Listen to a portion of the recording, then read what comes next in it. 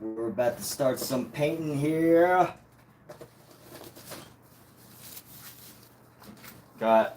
This is not the painting we're going to be working on. We're going to be working on a different piece. But let's see. Got my gloves on, baby. Yeah, get some gloves on. I use oil paints. So because of that, I usually need to, I usually need gloves. Because if I don't wear gloves, my paintings will be affected.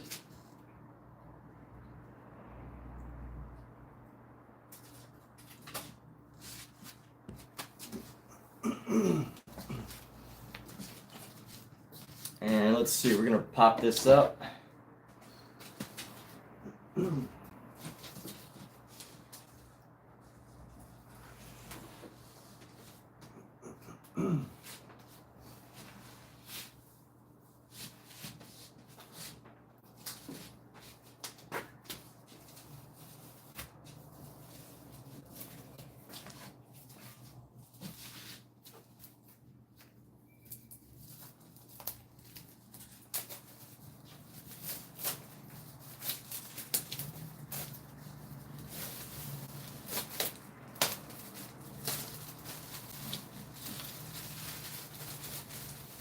And here we go. So I got a nice big canvas.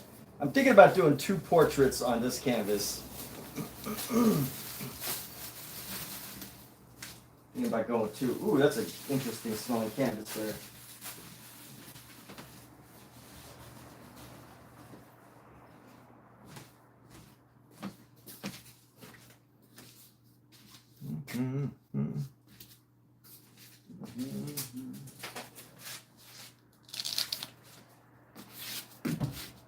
And let's go. I wonder if I can actually fit this big one on here.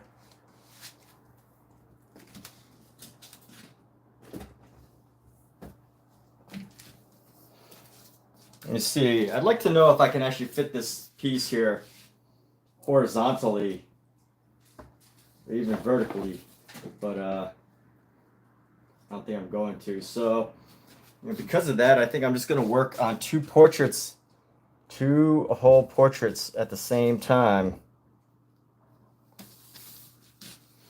Which means I need to import another. You know what? I could do 2. I could do 1 on this. Why not?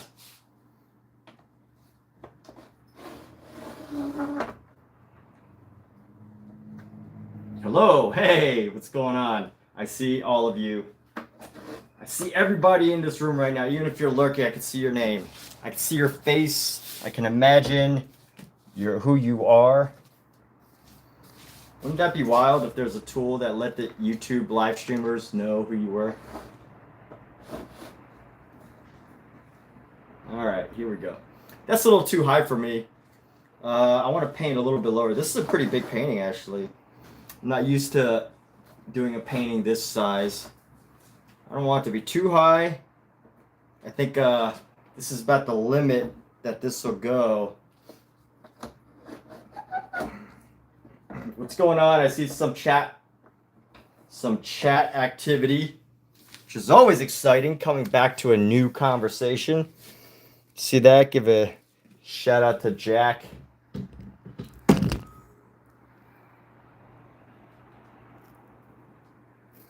So let's see. Let's go ahead and we're gonna lower this. Do I need to lower it? How do I do this? Let's see. A little bit lower.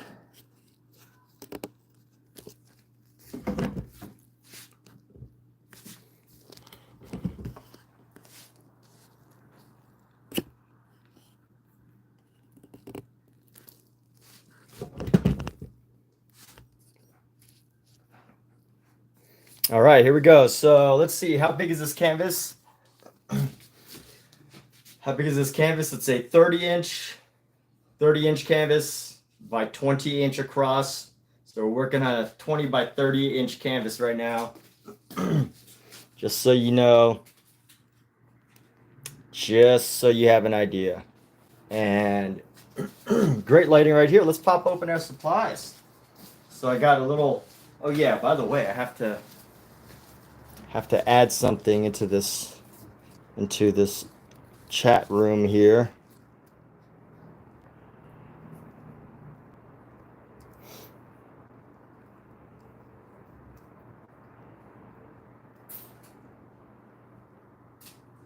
Let's see, clipboard. Yo, what's up? CT. How you doing?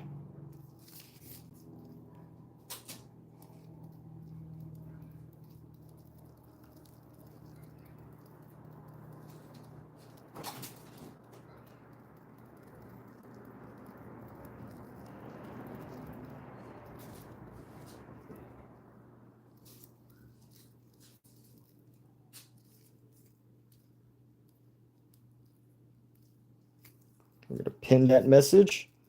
I'm just gonna call people by their initials now. Hey, let's do it. CT, what's up, CT? How are you today? So I just posted a link to one of my recent paintings. Oh, excuse me, that are available for sale. I just had lunch. Sorry about that. This is not a corporate live stream, so occasionally you may hear a burp or throat clear. I need an editor to do some live editing for me, but that's really expensive. And I don't have one of those. But let's get going, shall we? So I've got some mineral spirits in this little jar right here. We've got some mineral spirits. And what those are is it helps you to thin your paint,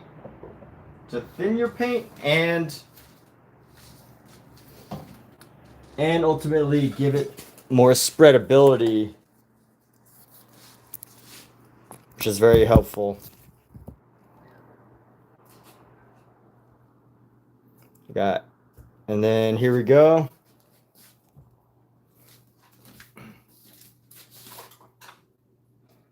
And I've got a little jar of oil right here, a little jar of oil. I use a mix between oil and mineral spirits back and forth.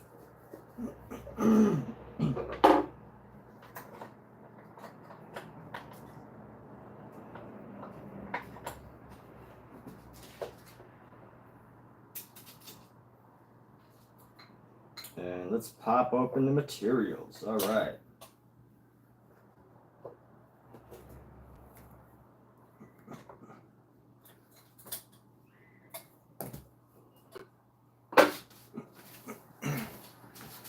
And then now we got this. Let's pop open our palette over here.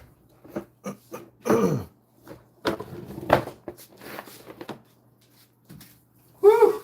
That is some strong smell. Let's open up our doors and clear out the smell here.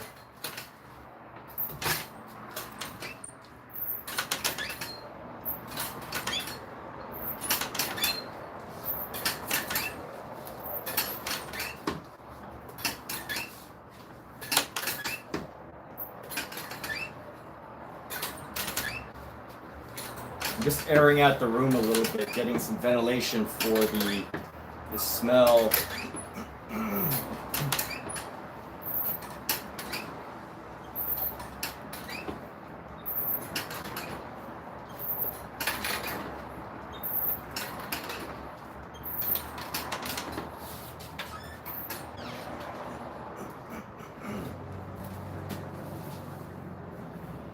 actually going to leave this open.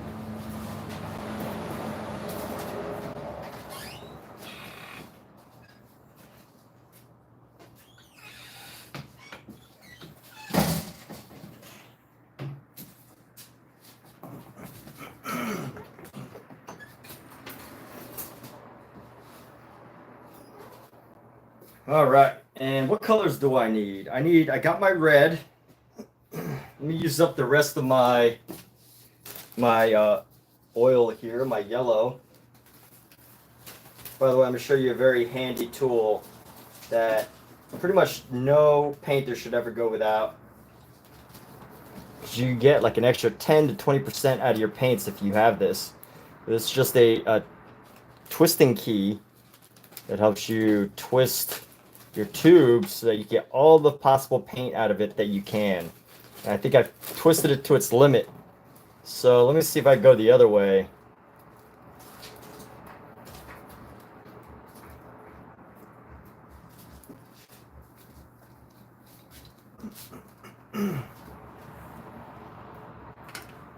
Let's see how much more we can get out of this yellow ochre here.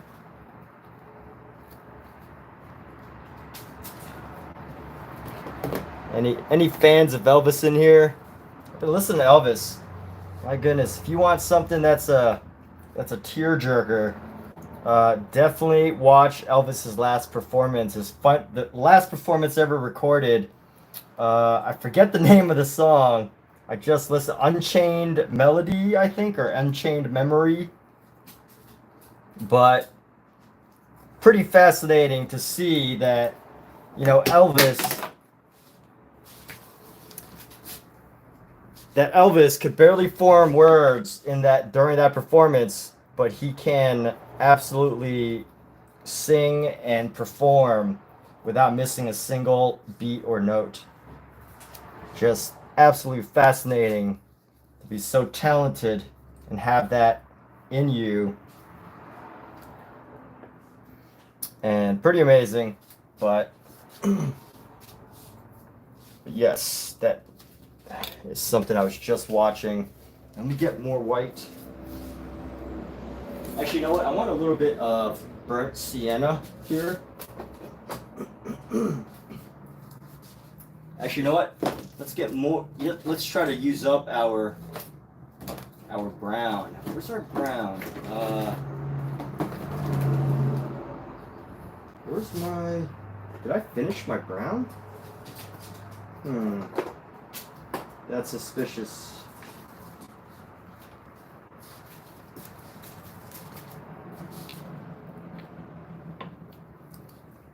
Now we're gonna get another yellow ochre right here.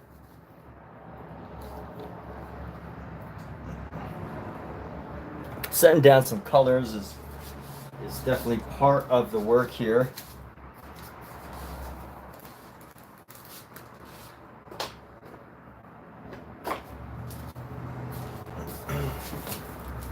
Where did my brown go? My Van Dyke brown. Did I finish using that brown? No, I couldn't have. No way.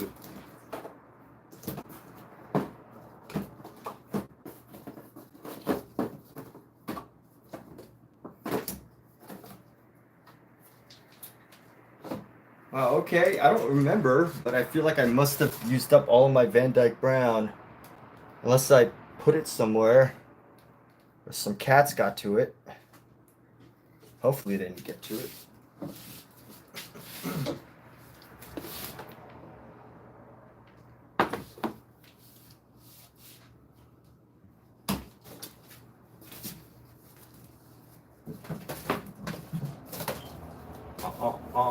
Oh, here we go. All right, we got our Van Dyke brown. Found it. Let me see what's another color I could use. Got the brown, got some white, got a little bit of blue left. Yellow ochre. Let me find I want to use a. Let's see, a lot of yellow ochre there.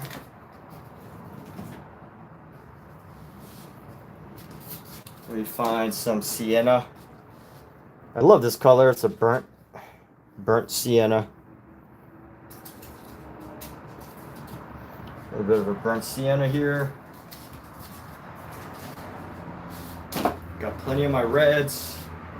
Got a handful of blue.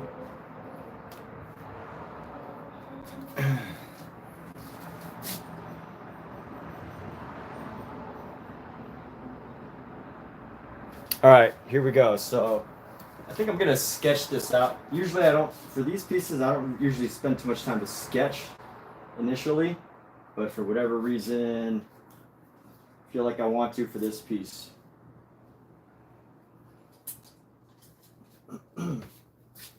And let's go. we're gonna do the initial sketch with some of the yellow ochre here. And let's see where we want to have our shapes here. Rule of thirds, so this is 30 inches, so every 10 inches, about 10 inches is where I want to have some of the details here.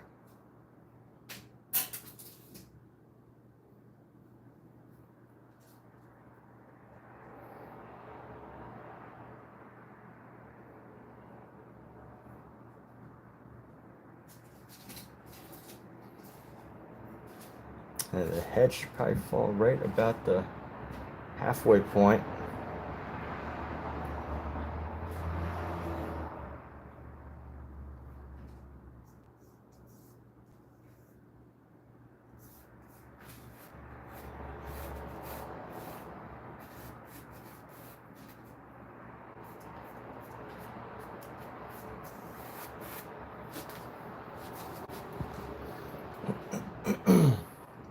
And here we go.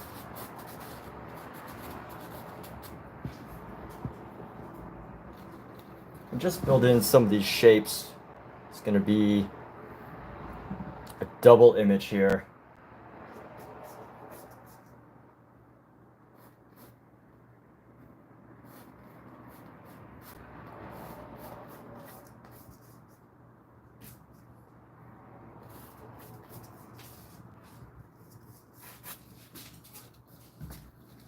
And here we go, just the initial sketch here.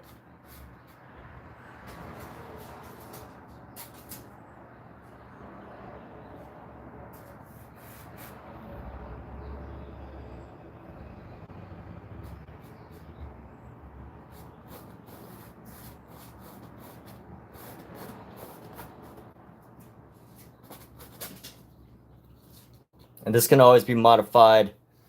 You know, you're using oil paints, not acrylic. Well, I guess, you know, it wouldn't matter because either one, whether you're using acrylic or oil paints, it's going to dry at some point. So, you know, what I was going to say with oil paints, you know, you can like move things around, which is great, right? Like even after, while you're painting, things can change and be modified, but, or you could do it after it dries. You don't have to worry about it in oil. But you know what? I think the truth is that no matter what medium you're using, you know, it'll probably dry. I mean, you know, there's going to be a point when you can actually fix and modify. In fact, acrylic, you might even fix it even faster because it'll dry faster. But you don't have as much time to work with the paint and like mold it like a painting sculptor. Whereas with oil, you have a little bit of time to let things dry.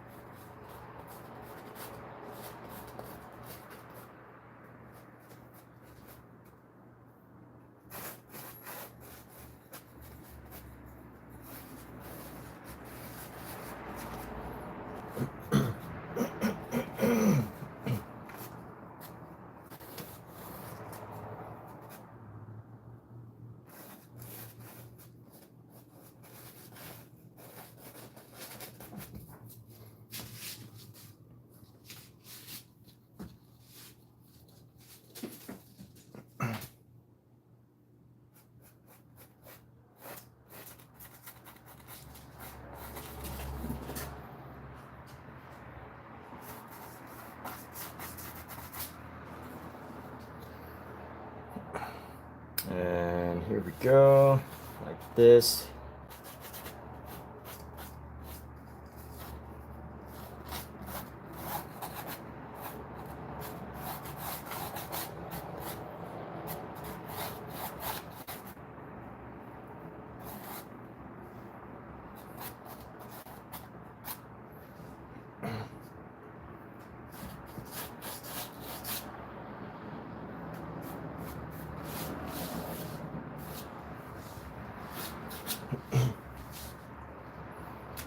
And here we go.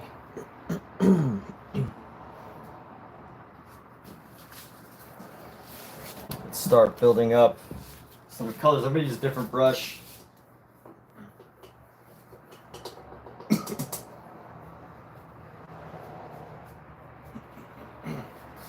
Just change up my brush a bit.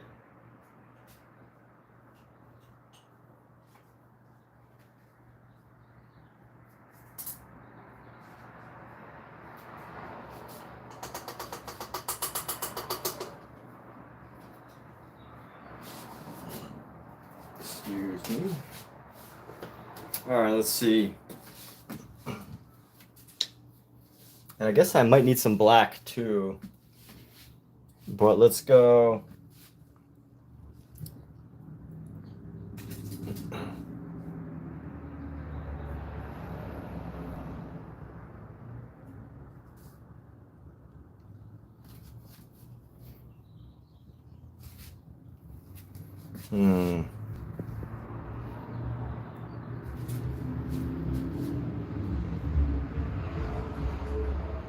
We're gonna go, let's try to mix a color right now. Gonna mix a nice little color right now. We're gonna take our burnt sienna, mix it onto our white, grab some yellow ochre, and then grab a bunch of white. And I should probably get a more generous amount of, let's get a more generous amount of this.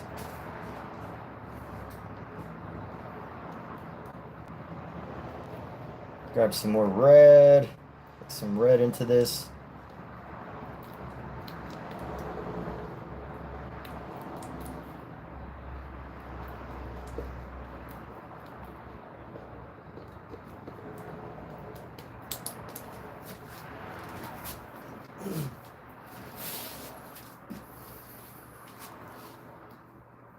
And let's see how we can start to find some of these colors. Just got like a little fleshy tone right here. It's like a little bit of an extra red. And let's see.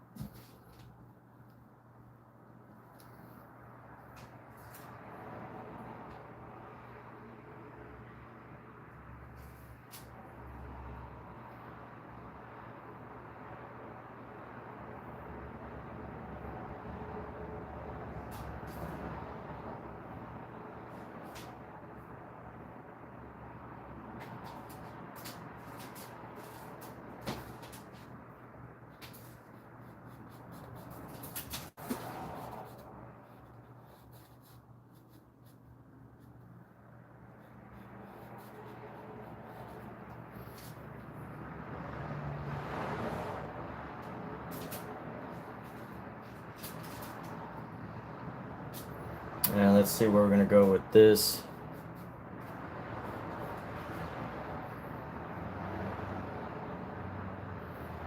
And here we go. I'm gonna grab a shape right here.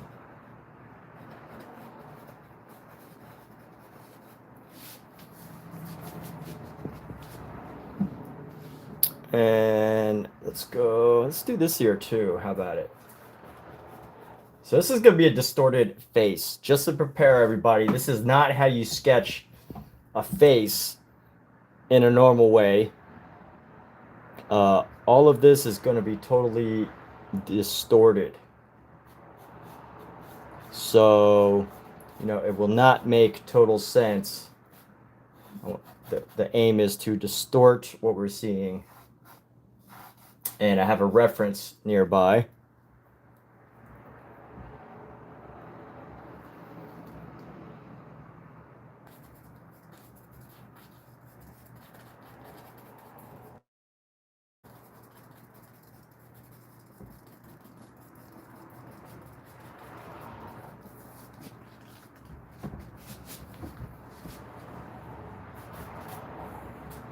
Grab some, we use this brush for red. I set one of my goals sometimes to use my brushes more specifically. Because sometimes I have a problem where I just like start using the same brush for all the colors, which it's good. It's okay if you like clean them, but if you don't clean them right, then sometimes you create a lot of issues. So, you know, it's good to clean your brush nice and often.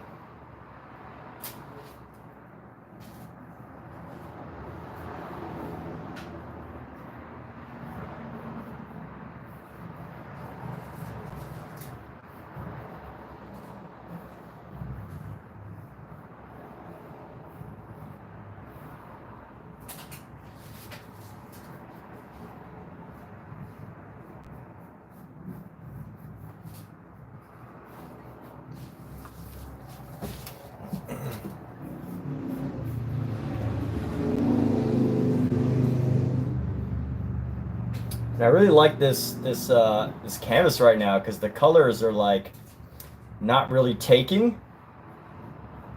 Canvas feels a little bit under primed, which I think is great because I like the feel of like how it's affecting how the brush is working. It's really interesting. But let's see. Let's draw two eyes here.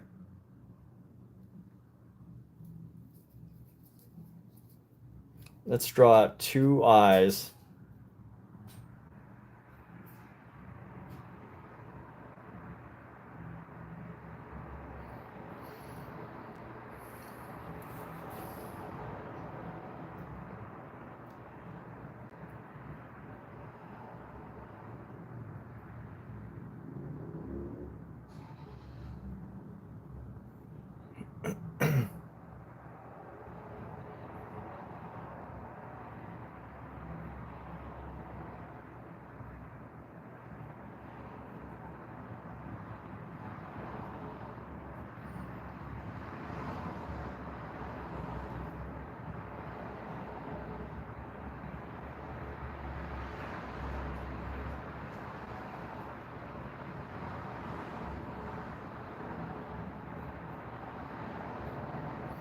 And if I was normally painting eyes,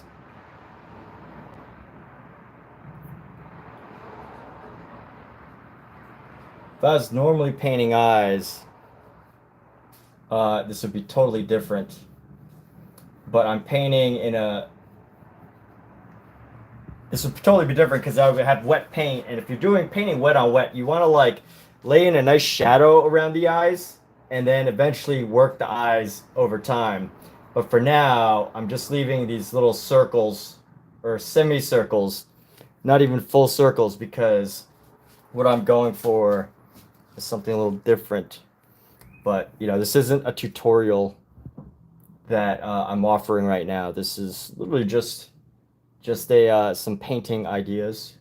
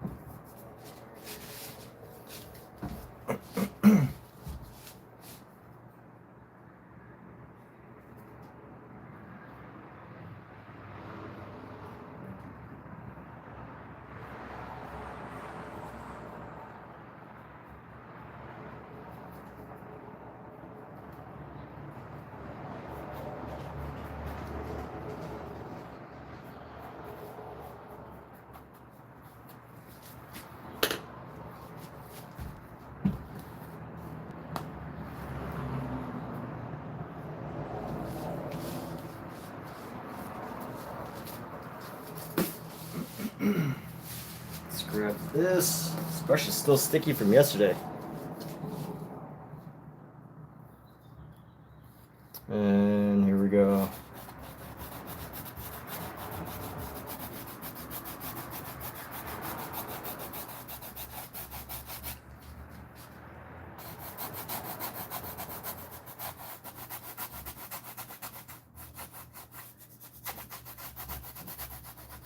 And I'm literally just using the tip of this to do the painting.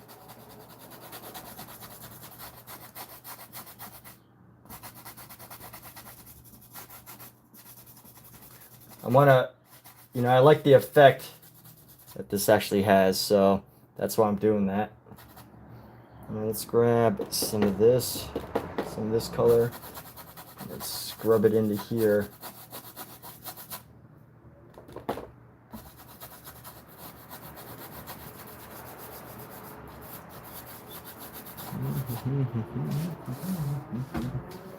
And let's go like this, grab this color around here.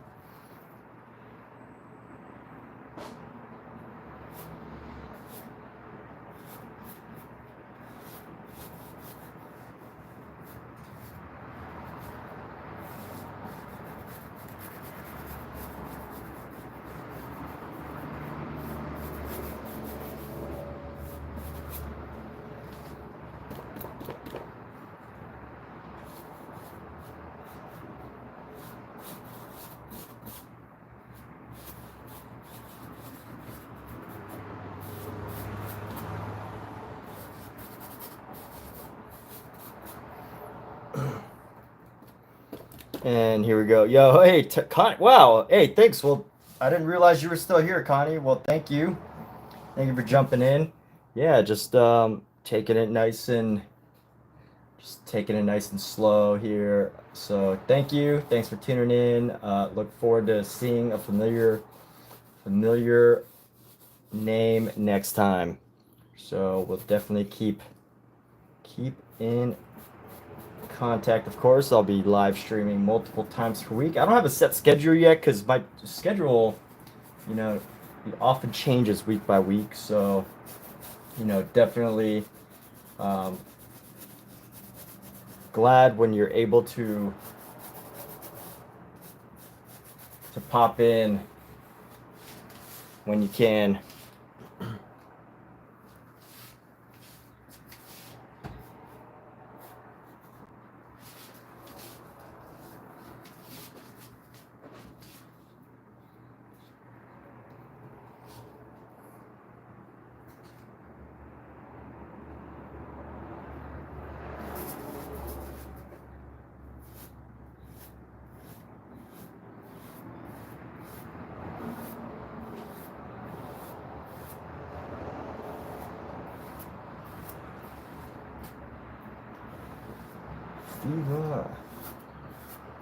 And here we go.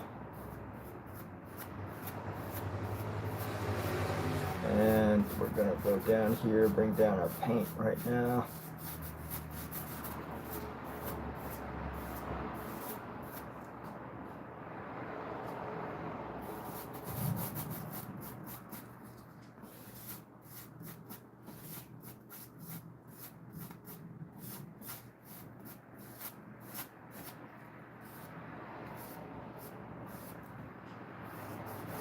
Have to be more gentle around this area because there's a bar behind here.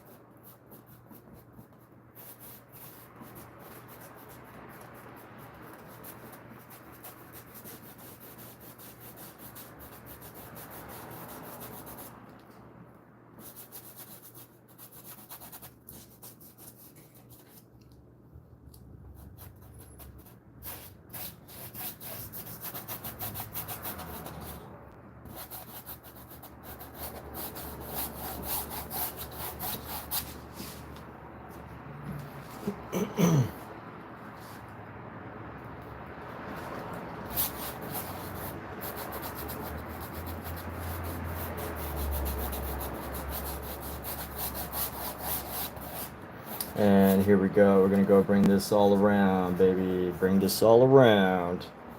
Bring all this, these effects, these shapes, these colors, just spreading paint. That's all we're doing right now.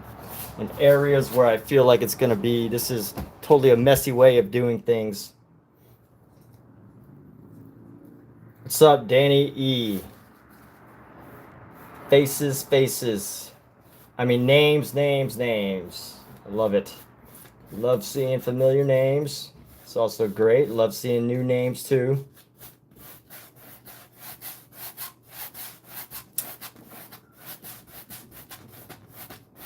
All right, here we go.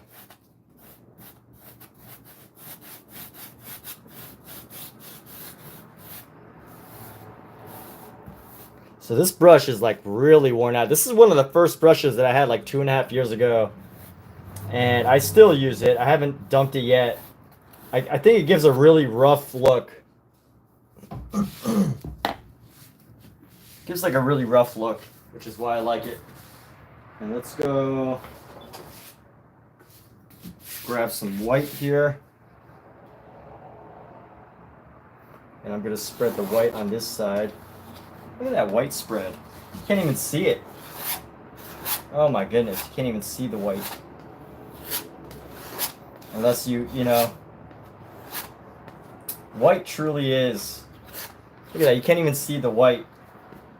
Except for the areas where, you know, I added, there's a little bit of color remnants from something else.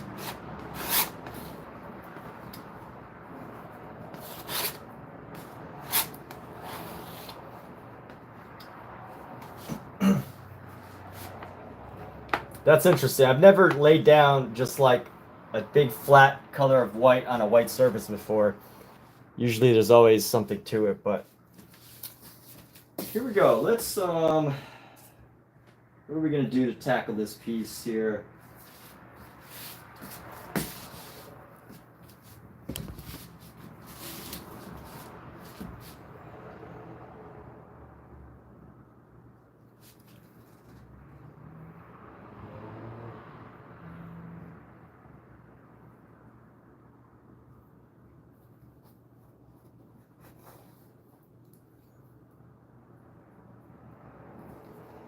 Mm-hmm.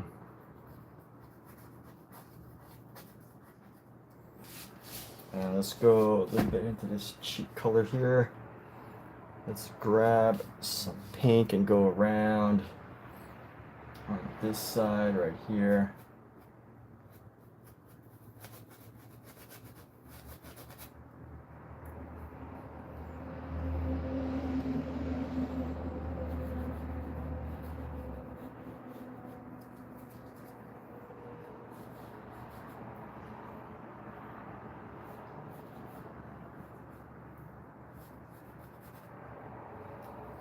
So what's new with you, Danny? You got something, some other new projects that I can double tap?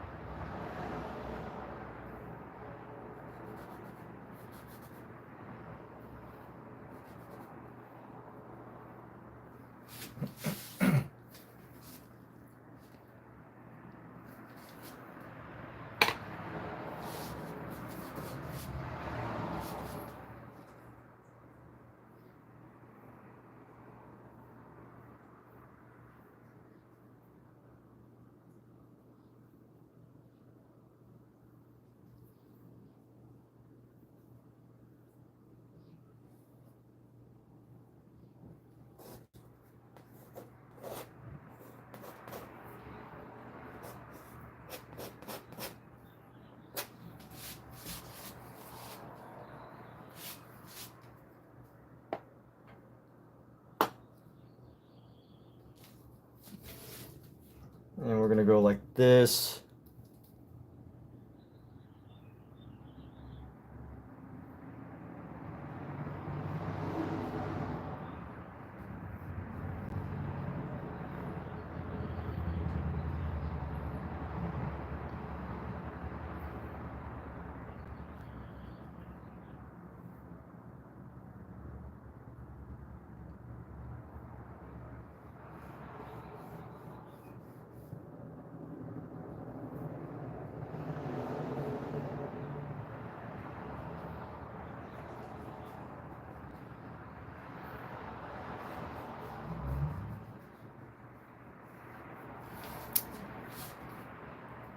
By how many paintings I do. Nothing working on today. Today is really just lazy.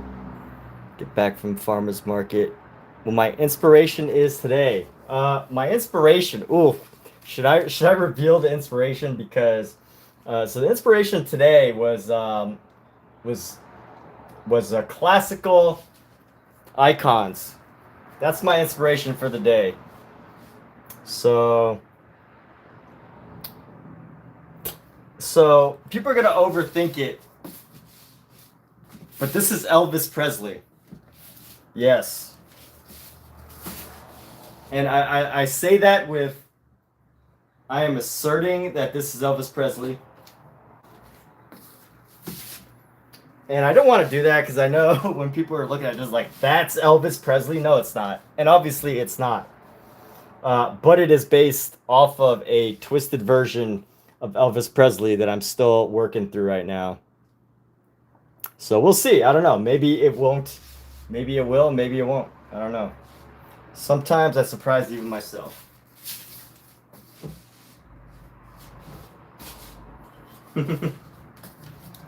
Yes. Is this Elvis Presley or not?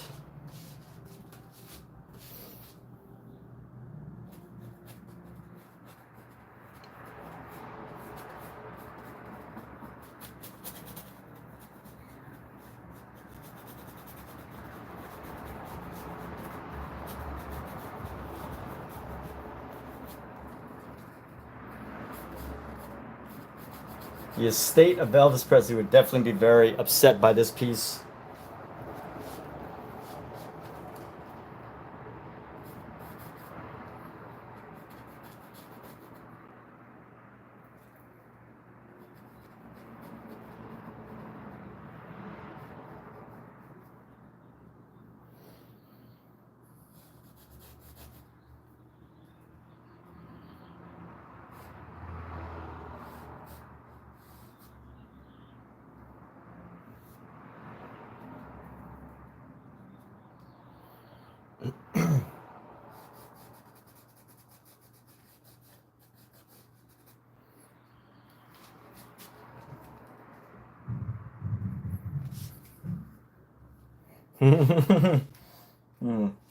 This is hilarious. We shall see where this is go. This shall surprise me. Yes, I worked this afternoon or this morning, and then you know, I was able to find some time to do some painting. So here I am, the relentless artist, the ever relentless artist. I think this side definitely needs blue-white rather than a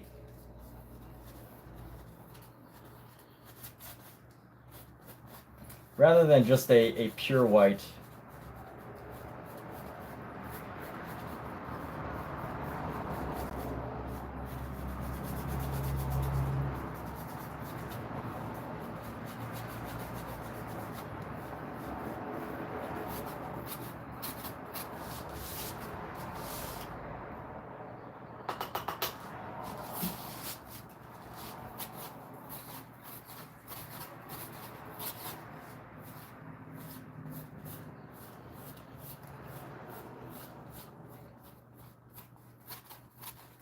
Honestly, I feel like for if I do a similar painting again,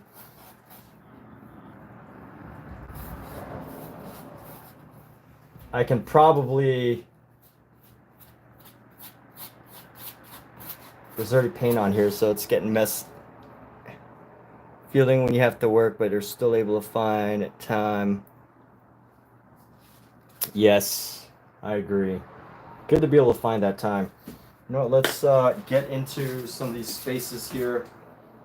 We're gonna go. We're gonna loosen up the paint here, just so we can spread the color.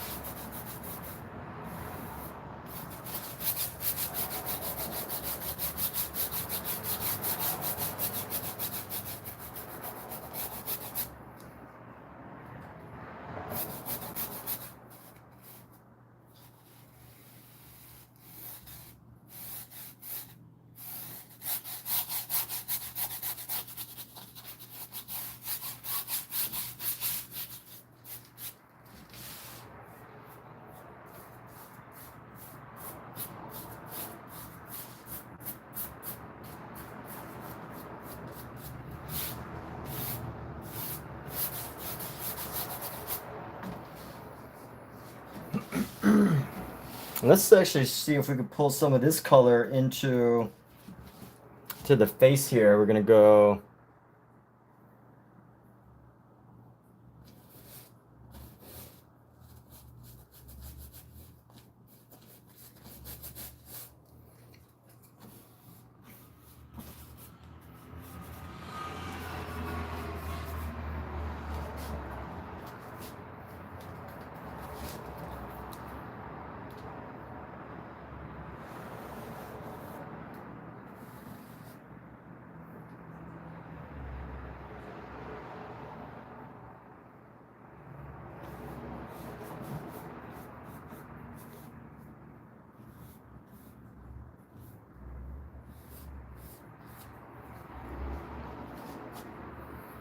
all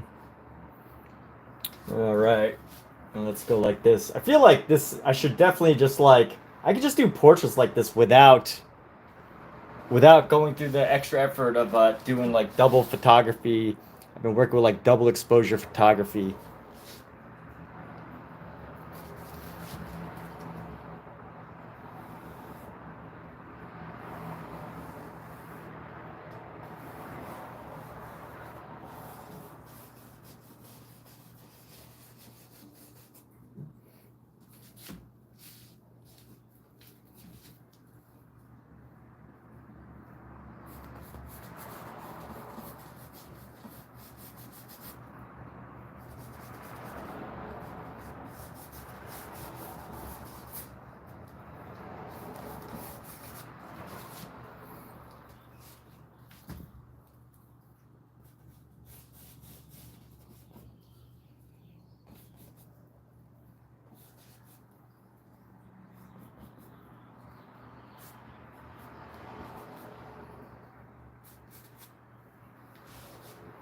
Let's actually clean this brush off a bit.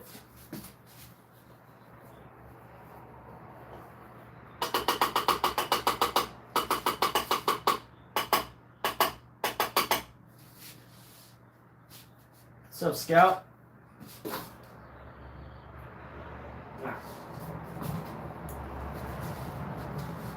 I talk to my cats a lot, by the way, people. That's why I was just talking to my cat. We have conversations about things. We talk a lot.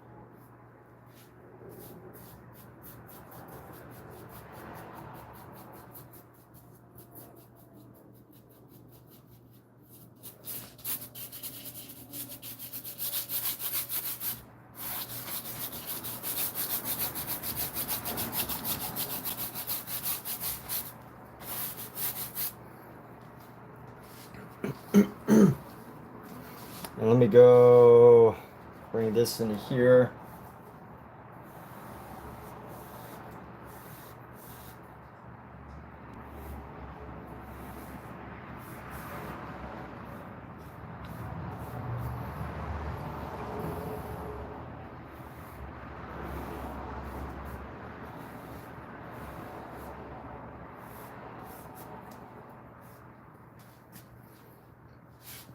And let's see how we can modify this. We're going to add some white onto this.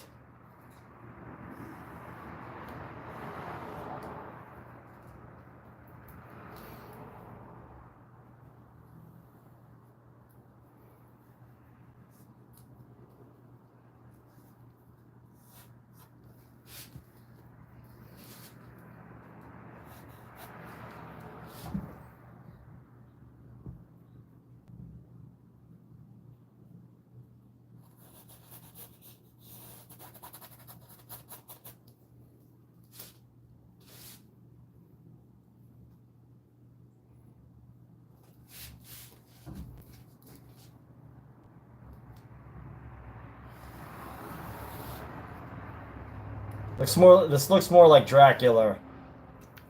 But you know what? We'll make it work. We will make it work. I don't care that it looks more like Dracula. Distorted Elvis.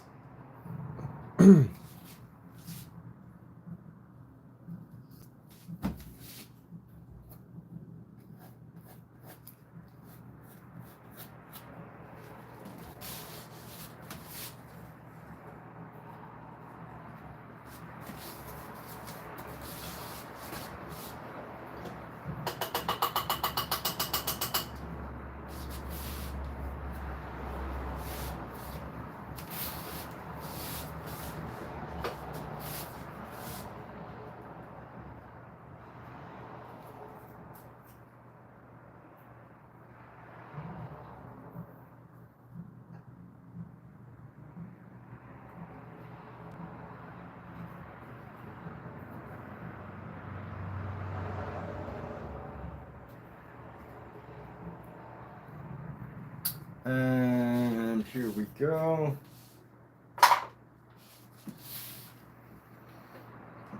Let's see, how do we want to do the background here? I'm going to have a... Let's keep this brush, this brown brush. And we're going to go grab some of this sienna.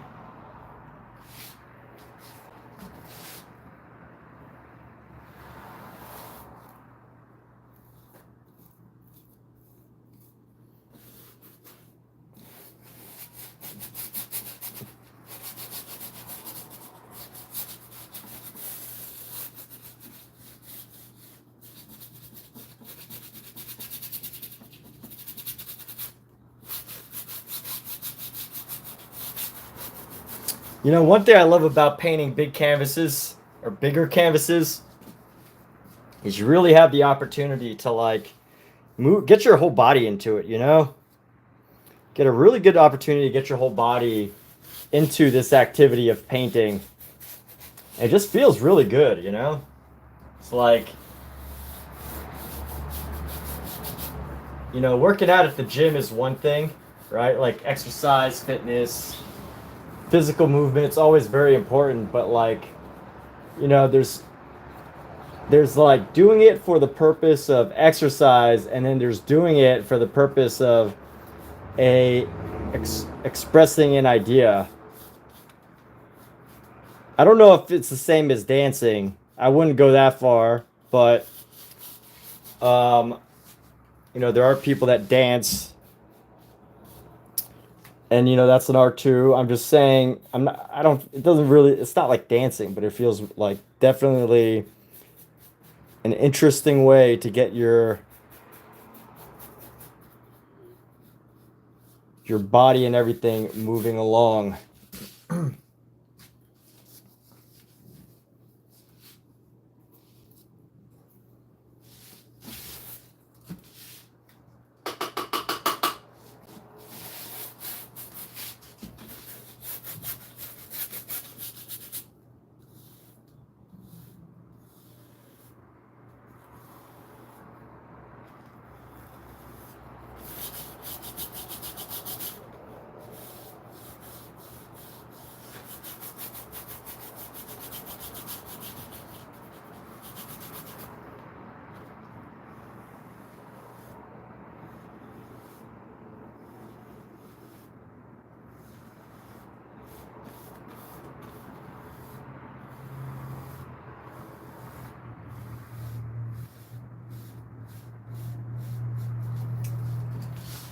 All right, here we go.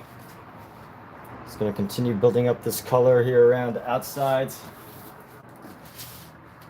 You know, although like even for studies and exercises, I still feel like it's important to cover the whole canvas, because if you don't, there is such a big difference between seeing a canvas that's covered versus seeing a canvas that's not. And you know what? It doesn't take that much more paint to paint around the outside of a figure compared to compared to if you only paint around like the head or something, you know? Like I know some people that instead of you know, doing this, they might just add a little bit of atmosphere around the head. You know, they might add, instead of like starting outside in, they might start inside out, and then they'll just, you know, they won't cover the whole canvas, but they'll give you the idea. But honestly, like in my opinion, just adding some mineral spirits, thinning the paint, and just pushing the paint all the way to the end does not make it that much. You're not using that much more paint. So even for the sake of, you know, trying to save paint, you know, it's not that big of a problem.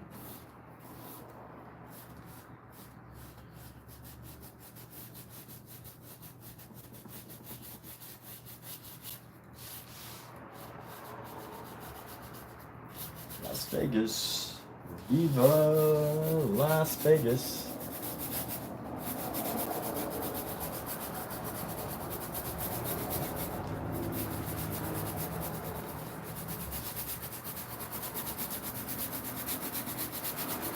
You know, it'd be an interesting movie to see a movie about Elvis's drug dealers.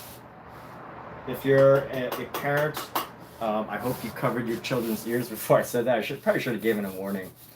But imagine being like Elvis's drug dealers, because, like, you know, at any moment, you know, a lot of people try to keep Elvis off of drugs.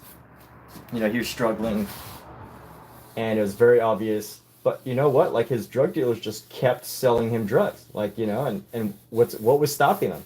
Nothing could have really stopped them. You know, I guess, like, maybe somebody could have called the cops on Elvis, but, like, what are they going to really do, right? So it'd be interesting to kind of see that dilemma of, you know, these suppliers to Elvis, and the fact that even though so many people wanted to help Elvis, I guess doctors were part of it too. It wasn't the same kind of, like, drug kingpin that we have today. But still, you know, no one reported it. No one made it a thing to, you know, people weren't arrested over it. Do I like this background? Yeah, I like it. Nice background.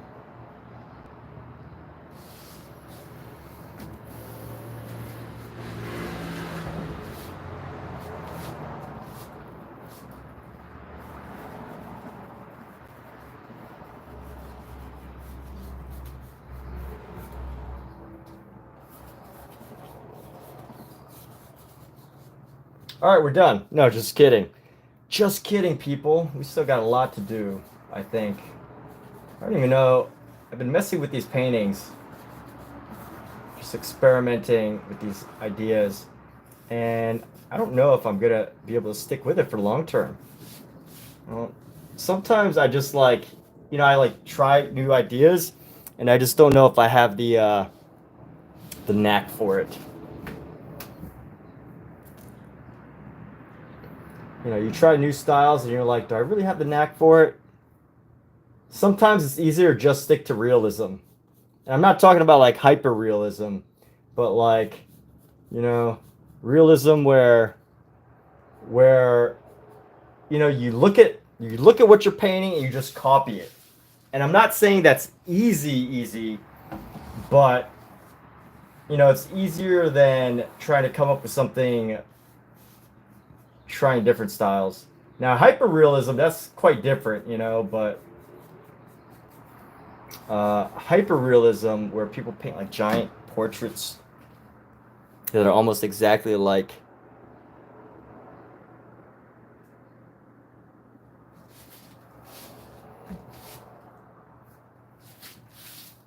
all right, now that we've got these areas of color, let's go. Grab. Let's do our ivory black.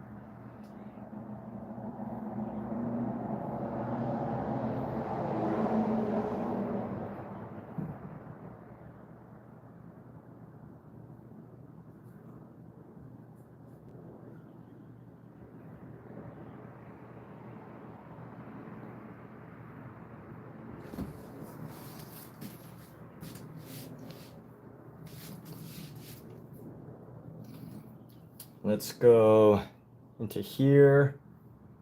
Get some of this hair here.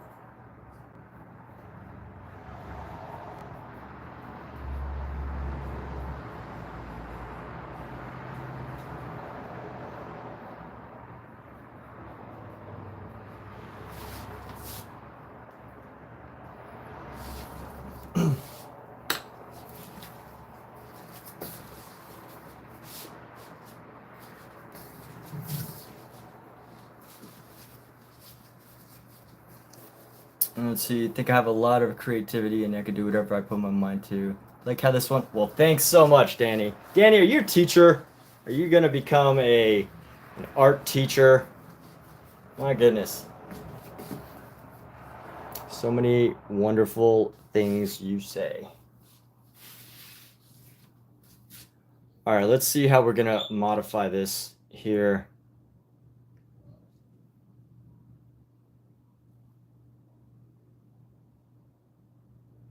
Holy shit. Excuse my language.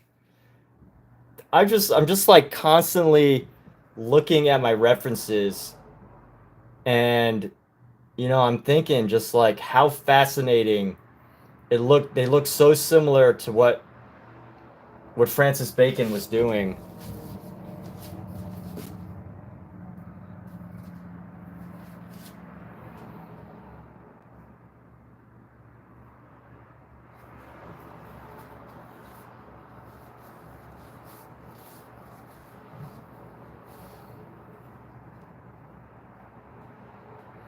Where should I put some black here? Got some shadows, so I'm gonna add my black and I'm gonna go boom.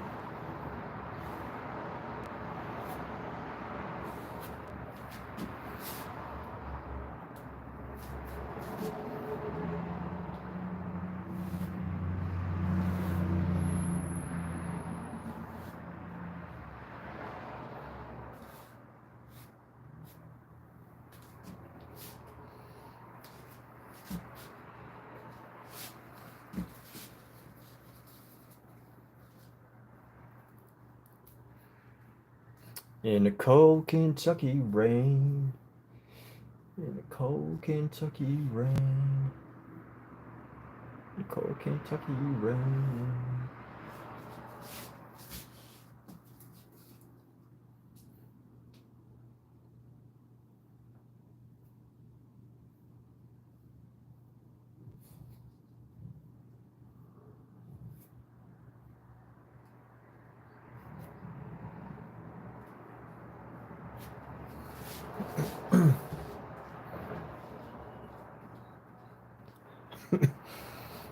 You have been a teacher before, but not for art. I can tell. You have a way with telling people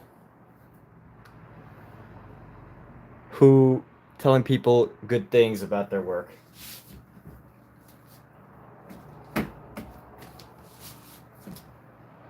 All right, gonna add another big chunk of black here. We're just gonna let's do like a shape into here. We're gonna do some black into here.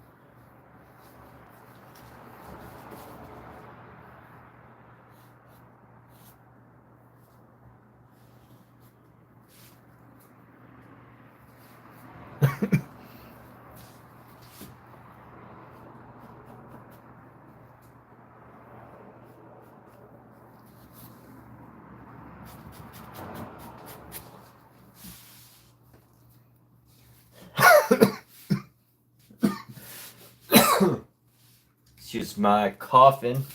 Coffin. Let me find a brush that can really carve white with. I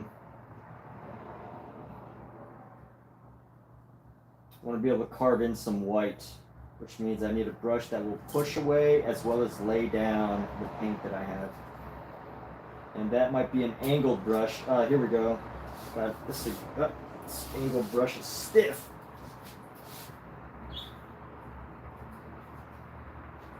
Like an angel. You're the devil in disguise. What's up, Scout? You having a good nap, bro? Should I call my cat a bro? My male cat? Is he a bro, or should I call my cat, like, you know, son? Is a cat more of a son, a child, or is it more of a bro? I guess it's whatever we want it, right? Cat is whatever we want it to be.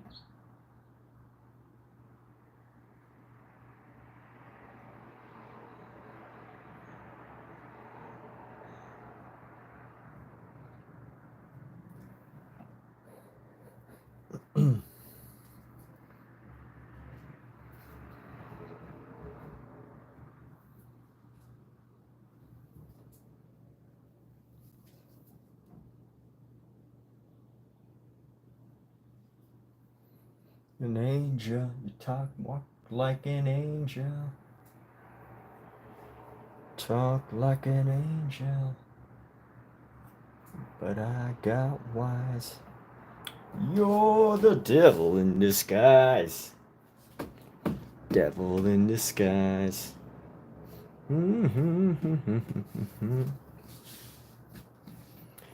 You're the devil in disguise. Alright, let's get some white liner here. Devil in disguise.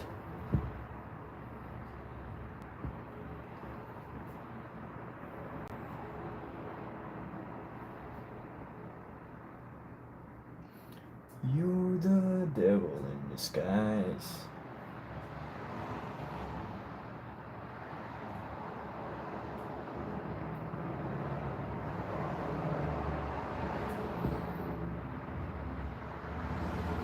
Yo, Fire King. It's right. Am I drinking tea? I did not drink tea today. I drank water and apple juice.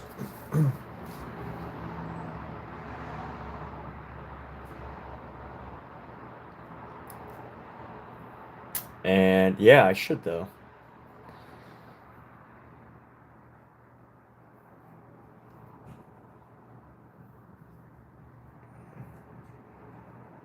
Okay.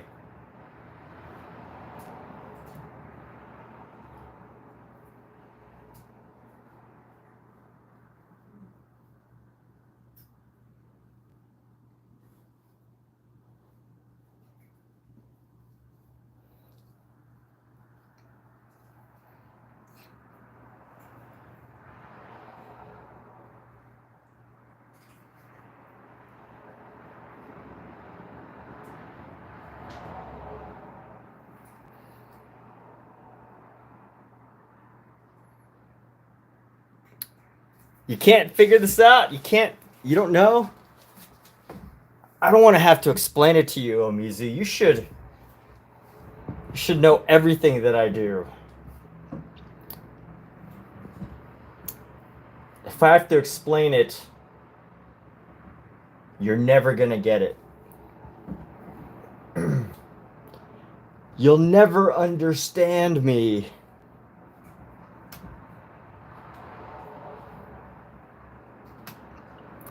You just don't get it.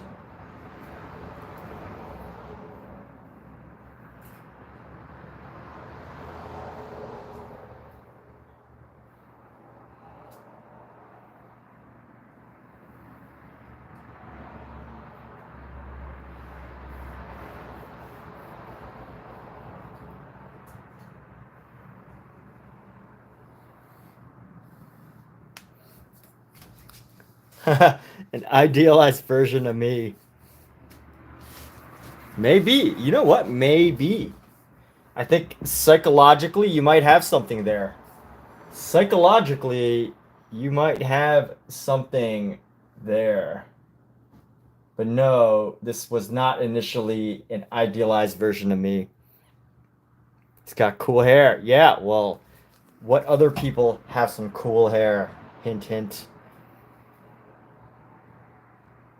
What other famous figures have some cool hair like this?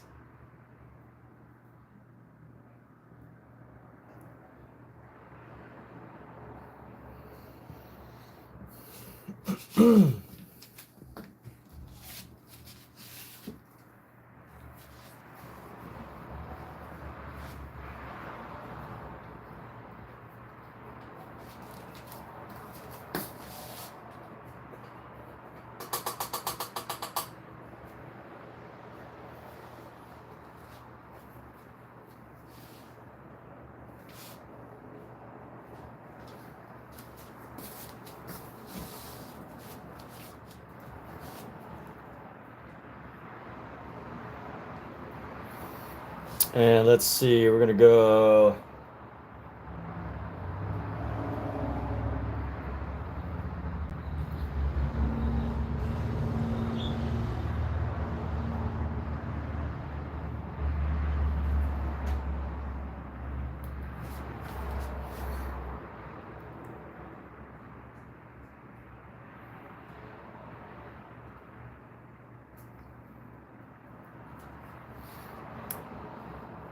You're not enjoying the mystery, are you, Omizu?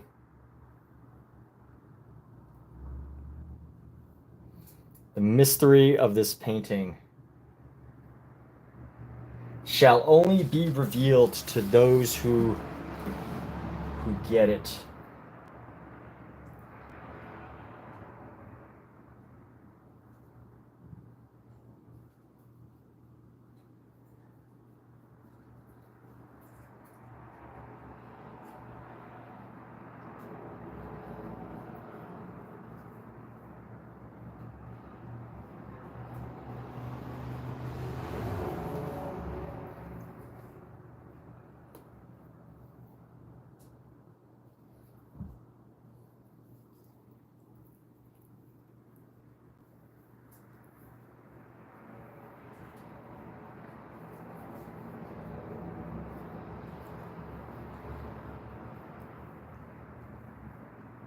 Who's Andrew Dice Clay? I don't know that guy.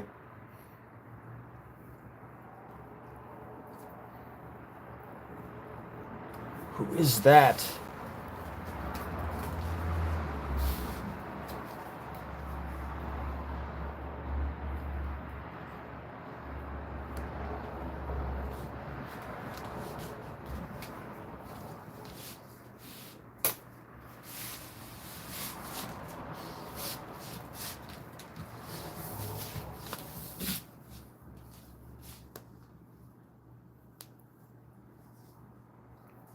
Honestly, I feel like this is a style I could actually stick with.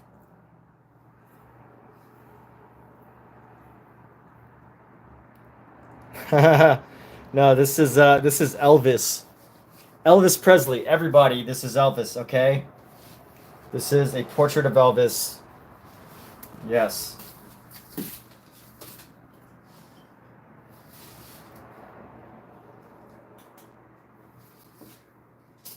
Portrait of Elvis Presley. That's right.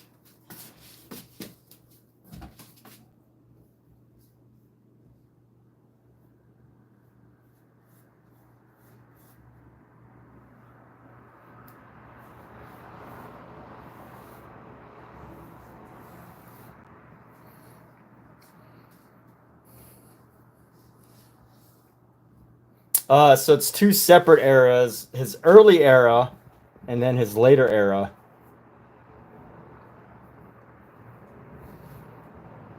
So it's actually two separate eras.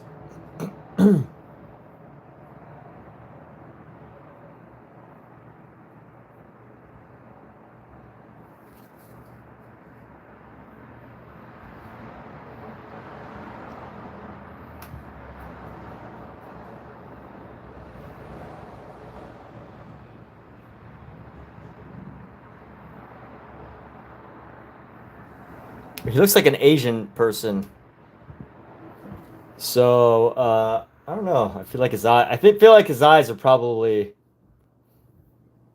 Looks like an Asian Elvis. I should just say it's Asian Elvis. Asian Elvis with some wild eyes. I can see this being a thing.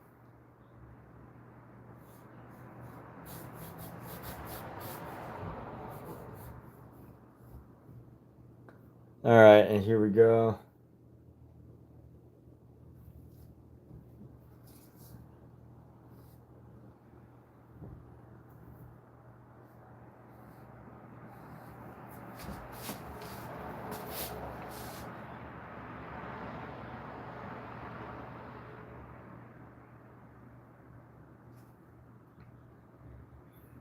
You know what I'm disappointed by? My brushwork is too pretty.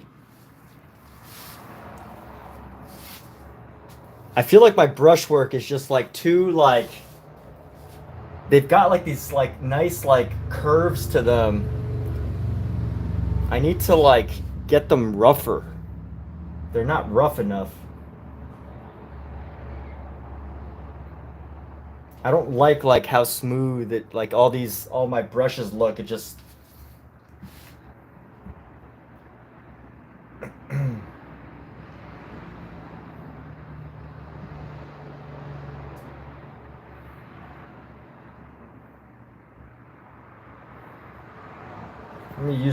Let me use some brushes.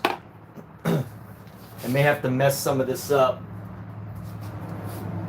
So I'm gonna rip my brush. I'm gonna rip my sponge in two, so I can have a bigger sponge. So you get so much out of your sponges if you just rip them up.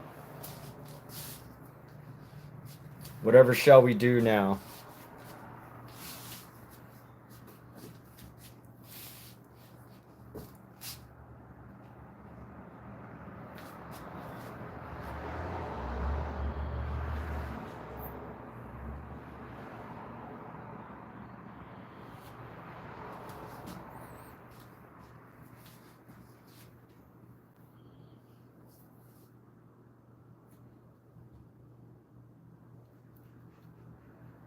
We're going to go with this yellow here.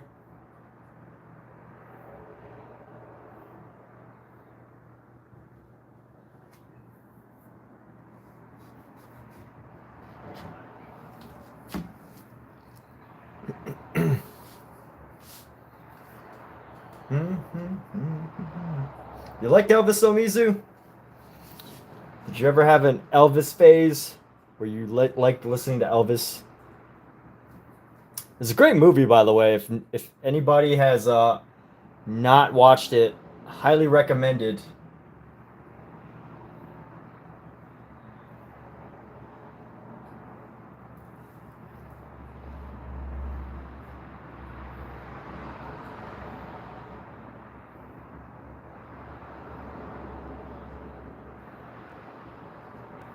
Let me see.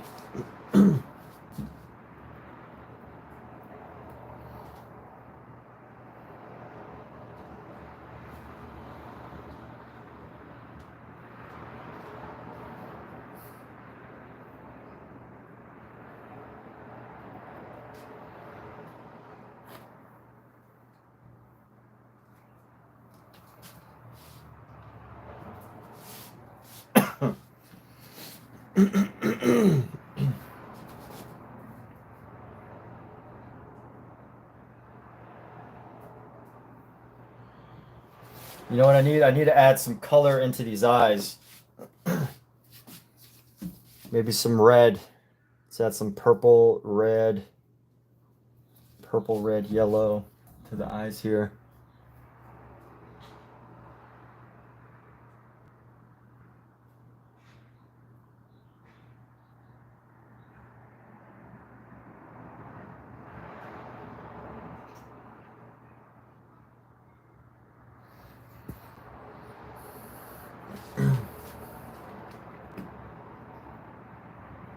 How would I go about doing what?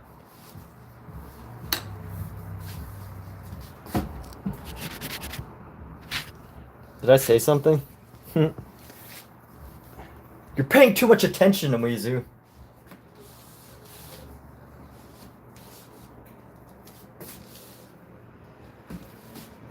You're paying too much attention for me to follow my own self. All right, let's go. We're gonna go with some white here.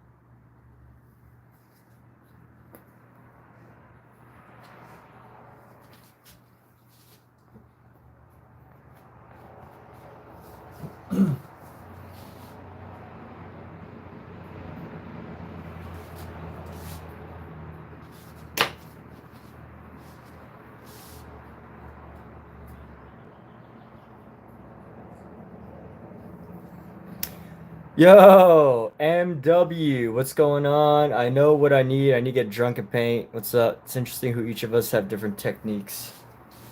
Yes.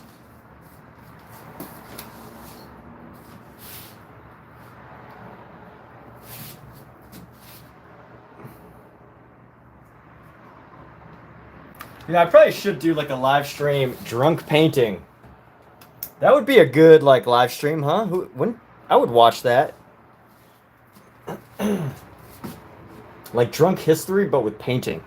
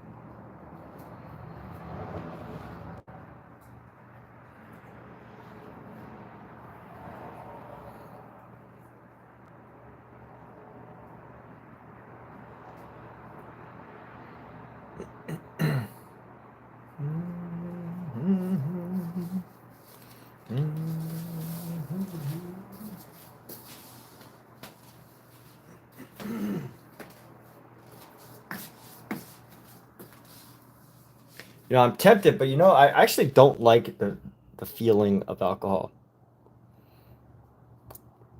I'm actually not a big fan of how it feels.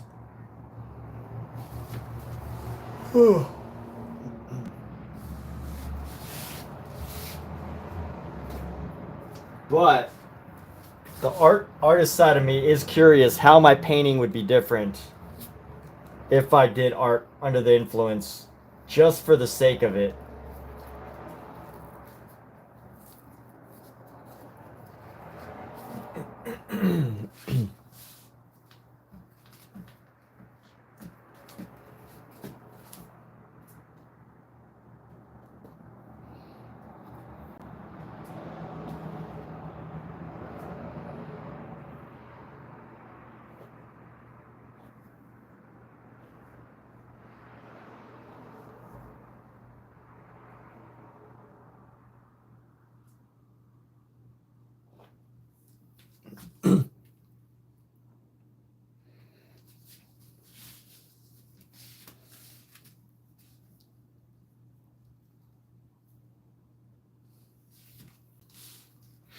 I'm pretty convinced that that what's his name? Francis Bacon was obsessed with Elvis Presley.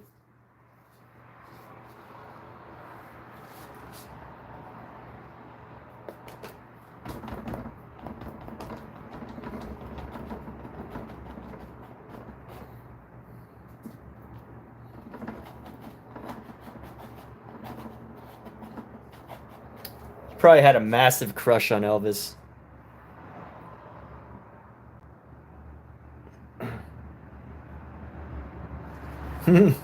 Michael Wilbur. Michael Wilbur, you're being influenced. Don't do it. Who's influencing you, Michael? Kick them out of your life. Although I really do think that no, so like let's say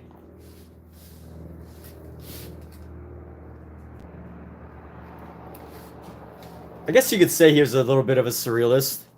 But let's just say that I did drink and paint. I would probably only if I did a drink and paint, I would do it for a series. And let's just say a reasonable series is 100 paintings while drunk. I could do that over the course of however many more years. I could totally do that.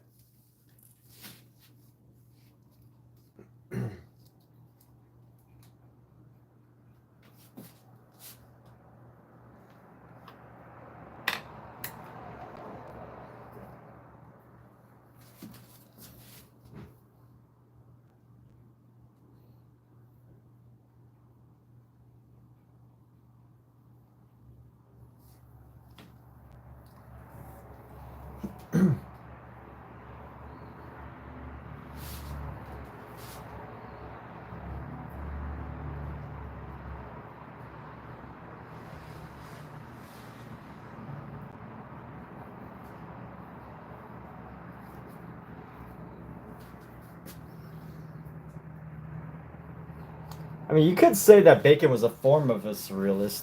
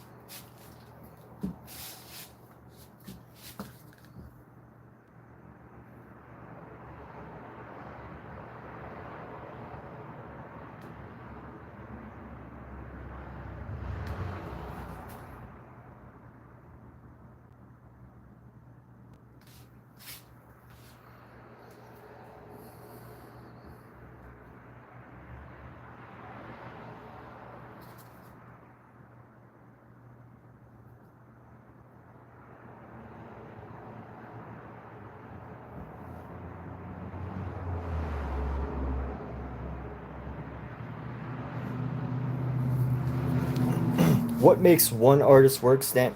Is that a question for discussion, or are you just saying stuff? Are you just saying brilliant quotes?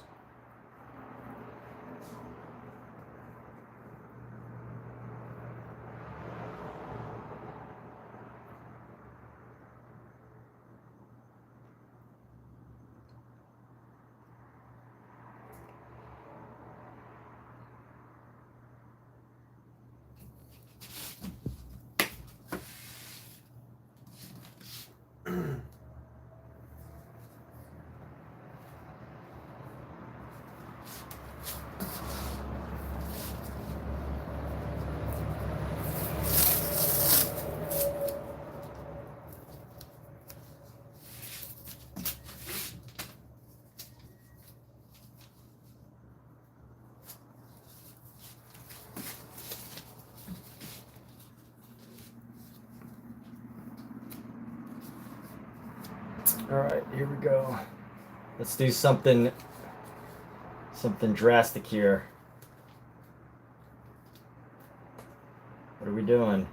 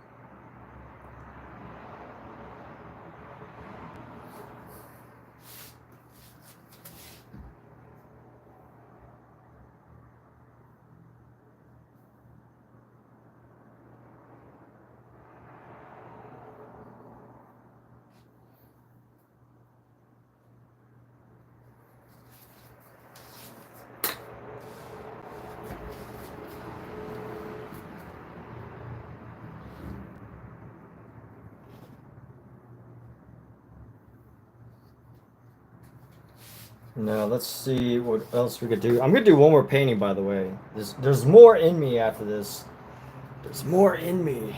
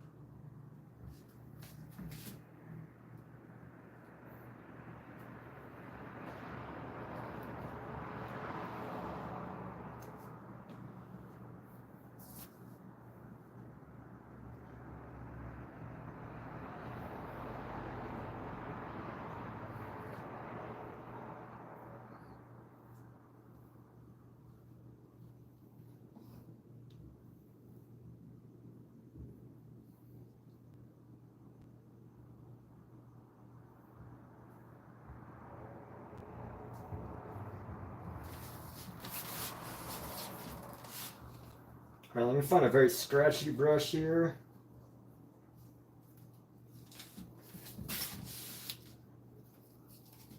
What do I want to do here?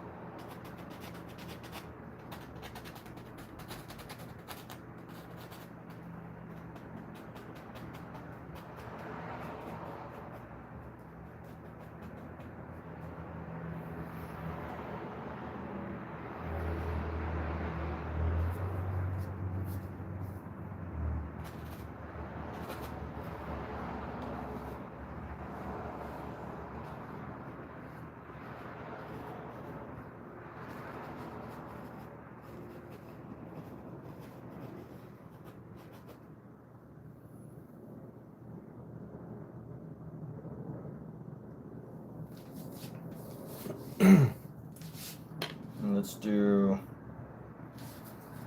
Let's go into the lip here. I want to bring back in this lip color here.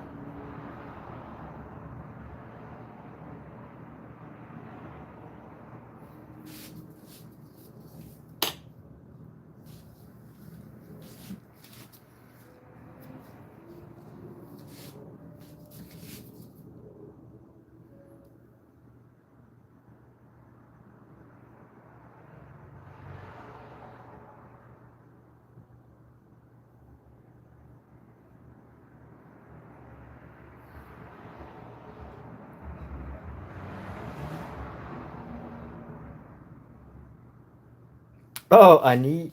I might have to ban you. Who came with the name Annie?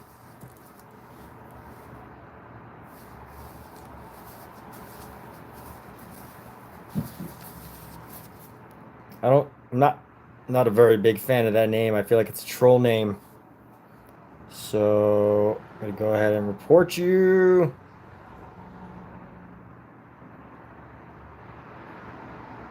And if I am wrong about your name, let's see.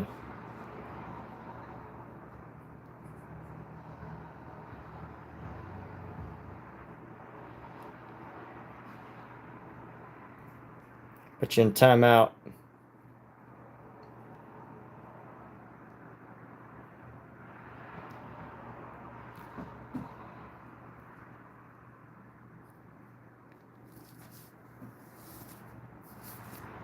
Oh yeah, going to play chess. Throw the bacon out the window.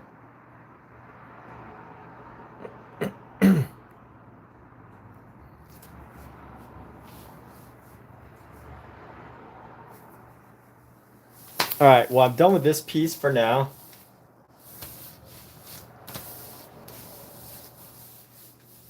And I'm going to work on my next piece. The next piece might surprise y'all too. I'm not done. I'm just taking a nice long break on this piece.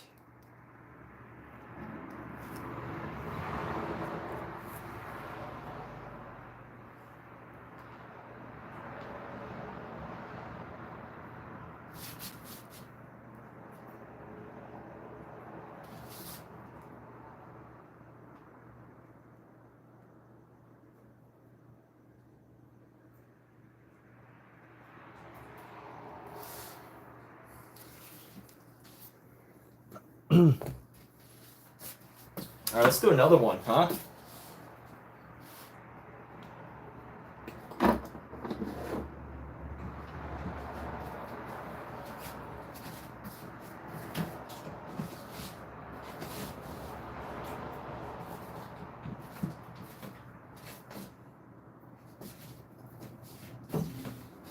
That person almost got me with their name. Almost.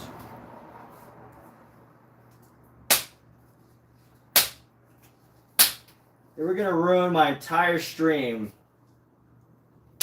with me giving them a shout out.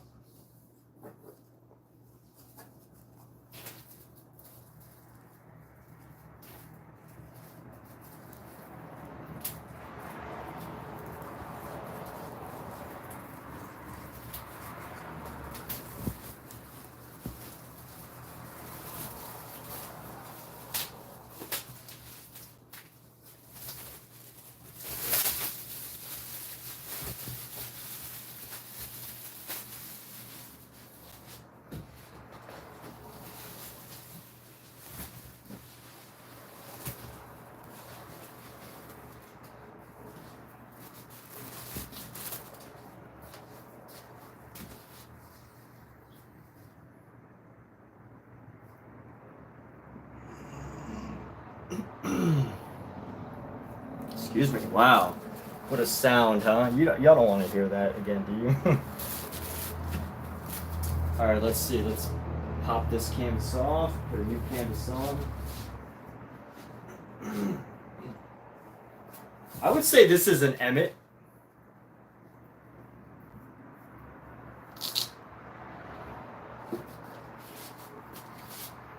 I think any style that's ever been come up with has somehow evolved out of another style. So I would say that this is an actual Emmett Ferguson piece.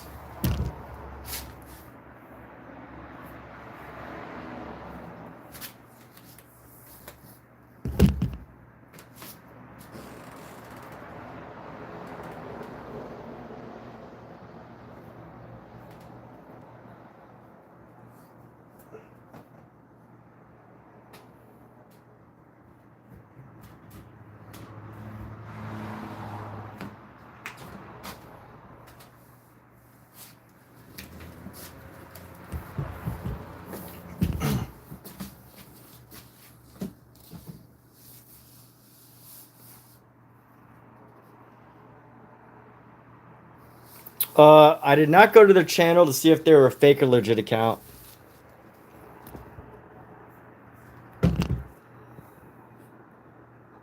Try to keep a zero tolerance for certain things.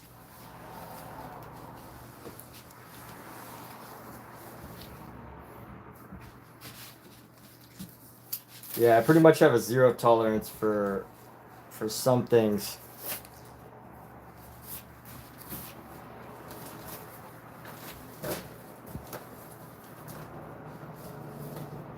Unless it's towards me.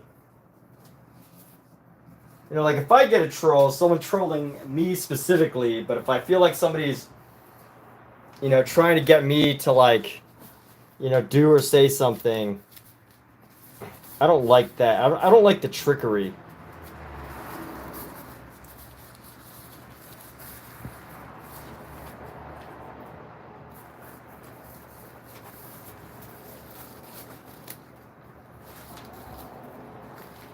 Yeah, I mean, whether it's a legit account or a fake account, I mean, you know, sometimes, you know, you stream enough and you just got to get the hint that some people are just, you know, just trolls, right? They're trolling. Oh, this glove is ripping. All right, we're about to start a new painting. Getting a new painting here. Let's see, a nice, so this is a 20 by 30 inch. So I'm very fortunate. This actually fits up to like, I think 34 inches, this thing. So it doesn't quite fit 24 by 36. It would be awesome if this could fit 24 by 36. I would love it if it could do that, but I think that's the limit. I love the dimension of a 24 by 36. But either way, got all this paint over me.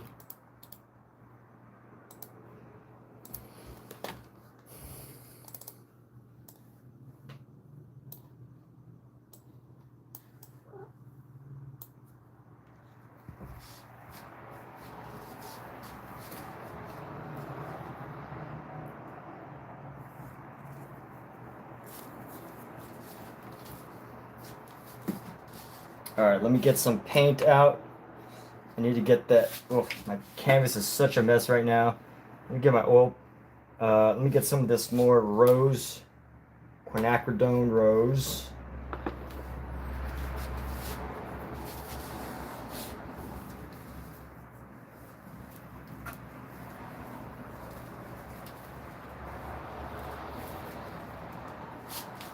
Do I have paint on my face?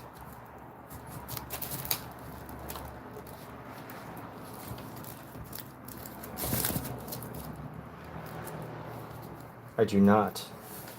All right, let's use up the rest of this quinacridone rose.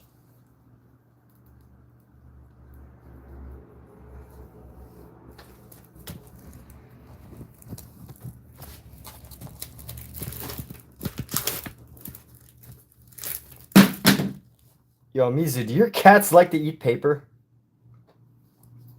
Why do they like to eat paper? They have food in their bowl. They could go chew on a bowl of food. Pookie, I'm gonna have to take that away from you if you don't stop being weird. Pookie! Pookie pie! Little Pookie pie, Pookie pie.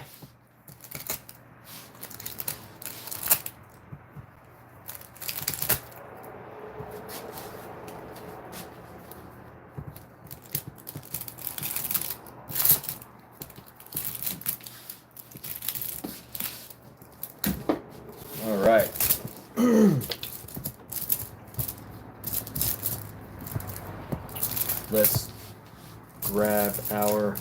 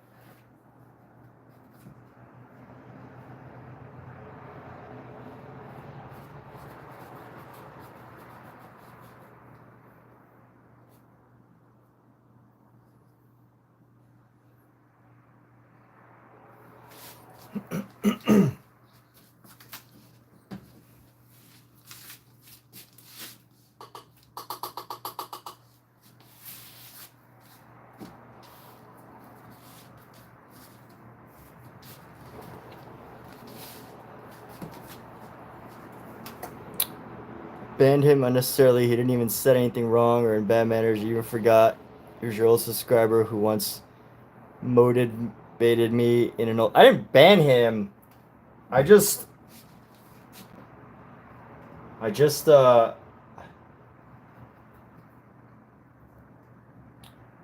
reported him and put him in timeout for about 10 minutes.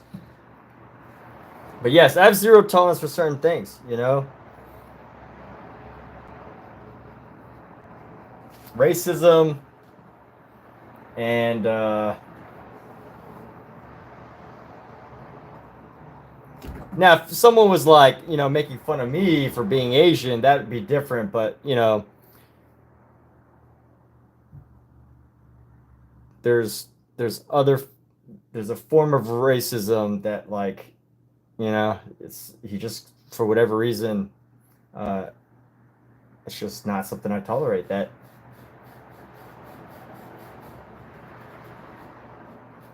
so even if he was a fan before, I obviously did not know what he was doing before, or she.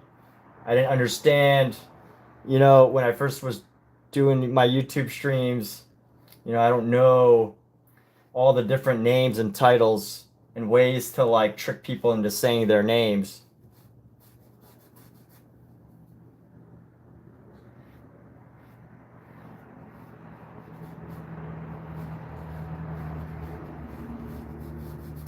Yeah, I had some weird, wacky people whose names I have accidentally said because they asked for a shout out and I was being nice.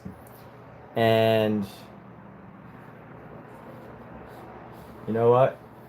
They had a racist name. I don't care if they used to watch me.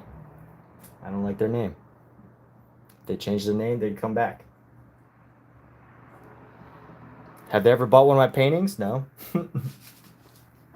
Probably not.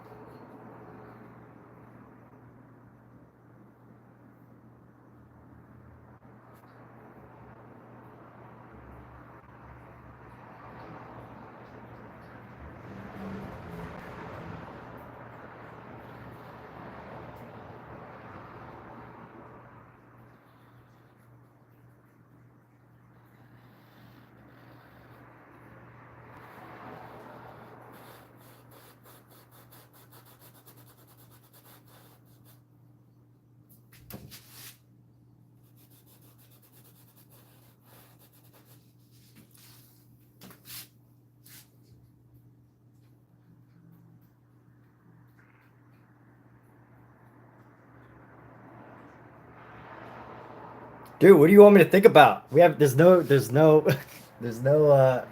conversation here. Like why like I don't know you. His name is racist.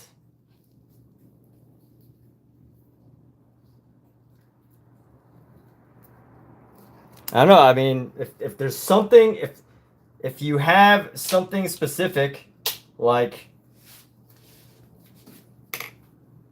if you want to make a case, go for it. You can make a case. But all I did was put him in timeout. He's not even banned. I only reported it. He doesn't have to come back. You don't have to come back. Like, I don't care. Go away. Unless you have a really good case that you feel like his name was not racist and I totally misinterpreted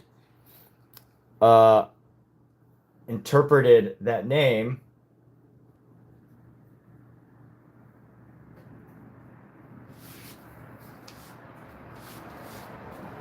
Then you can have my apology. But until then, like, you're wasting your time. Like, go troll somewhere else. Why are you even here? What are you doing with your life? It's Saturday. Go find a better hobby than being racist on the internet.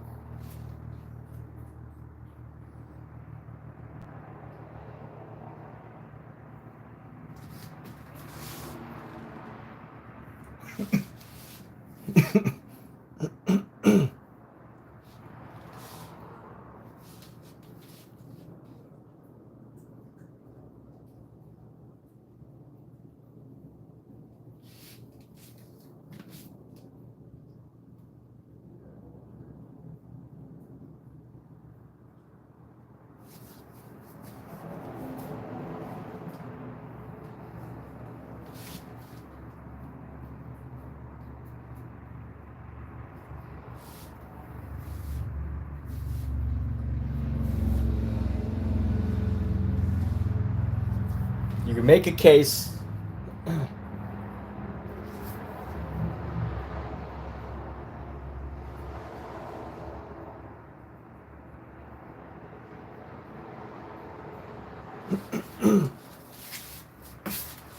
You know what, people? I'm at a point on here.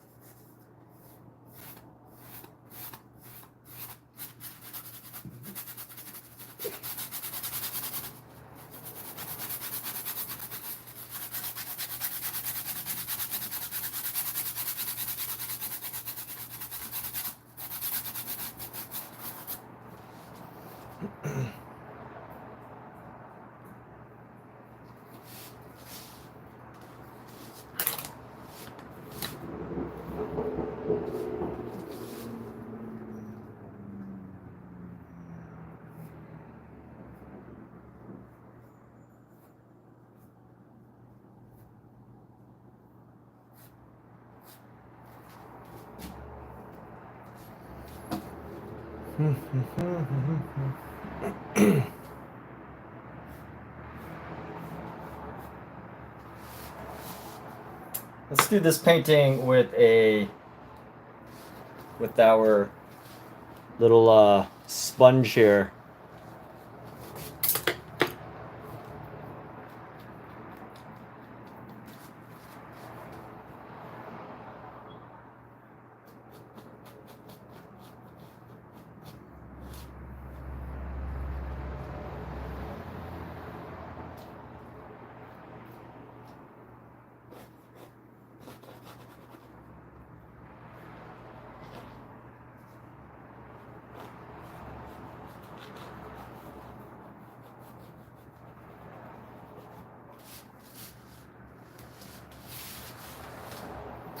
Whatever reason, so this one's not going to work.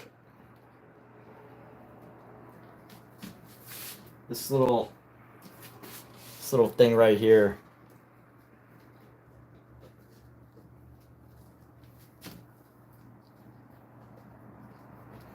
I'm going to go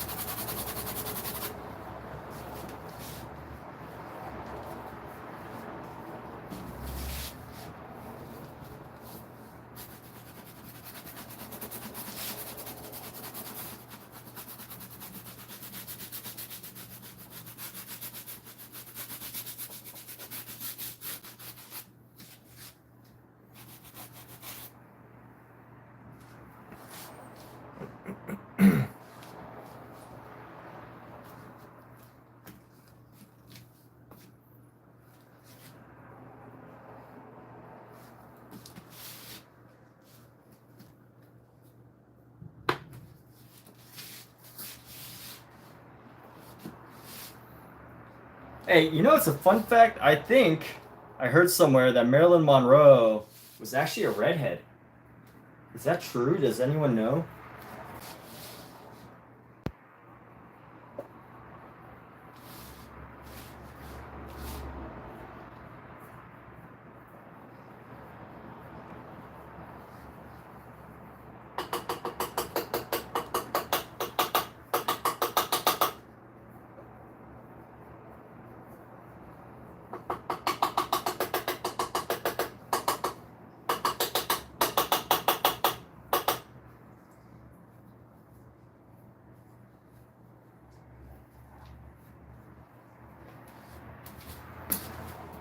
All right, here we go. We're gonna grab some yellow. No, I believe she was a.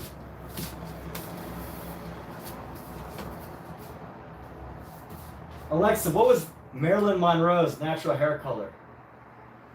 Marilyn Monroe's hair was dyed blonde. Alexa, what was Marilyn Monroe's natural hair color? Marilyn Monroe's hair was dyed blonde. That's funny. I thought she might change the answer based on how I asked it. Alexa, what was Marilyn Monroe's hair color before she dyed it blonde? From NickASwift.com. At the time, Monroe's hair was curly and brunette. Brunette. There we go. Marilyn Monroe was a brunette.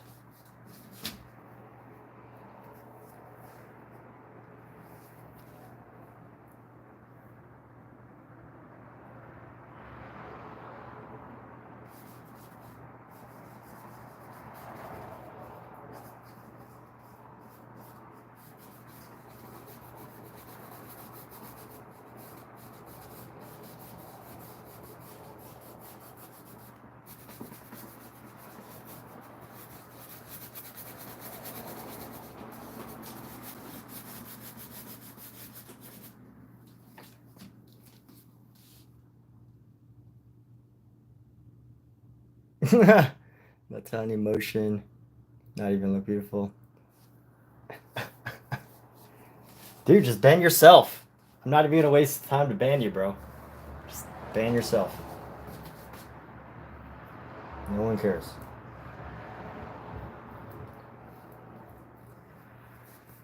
No one cares. Just go home, go away.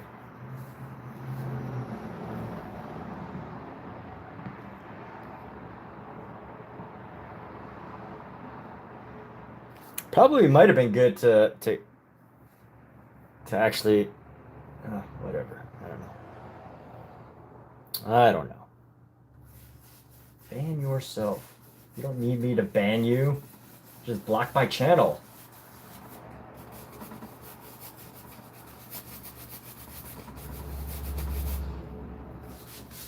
Why is my music not starting again?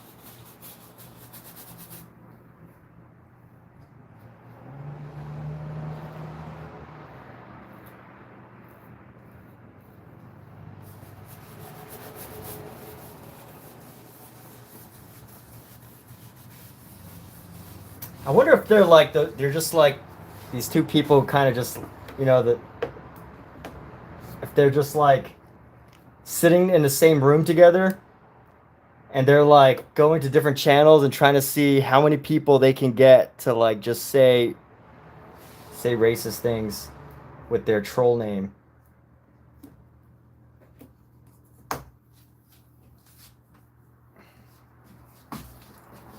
There must be like two kids just sitting in a room somewhere.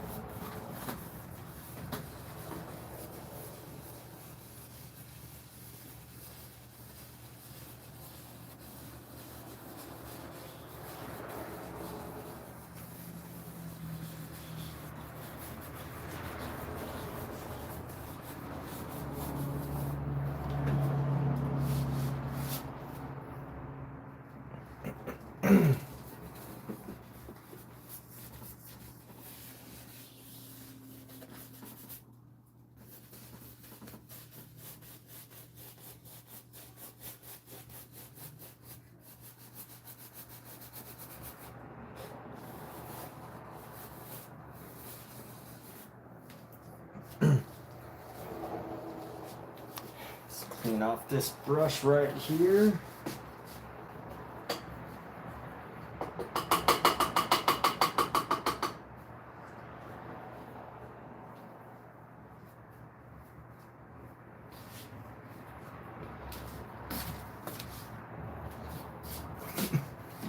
Let's grab some of this color.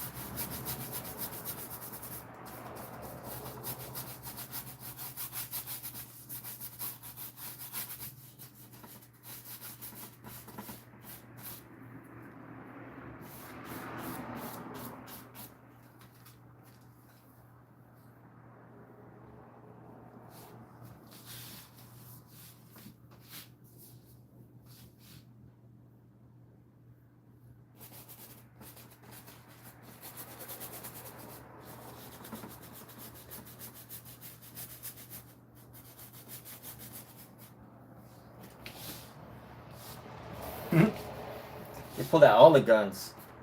They pulled out all of the criticisms, all of the critiques. You know, it is nice every once in a while to like have like a really, really bad insult on your work, because it does kind of like bring you back a little bit. Because, you know, the internet is a place where like, you know, people have a really hard time publicly criticizing your work. But they might, you know, in private say all sorts of nasty things. And that's the truth, you know, that's the truth about how people feel about your work. But Pookie, go away. Go away, Pookie.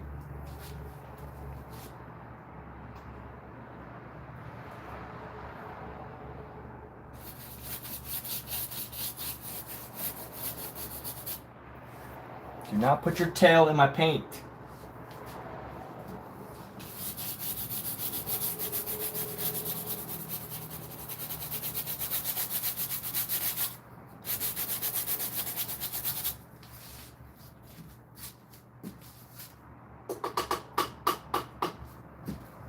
Gosh, Pookie. Don't make me... Pookie, go.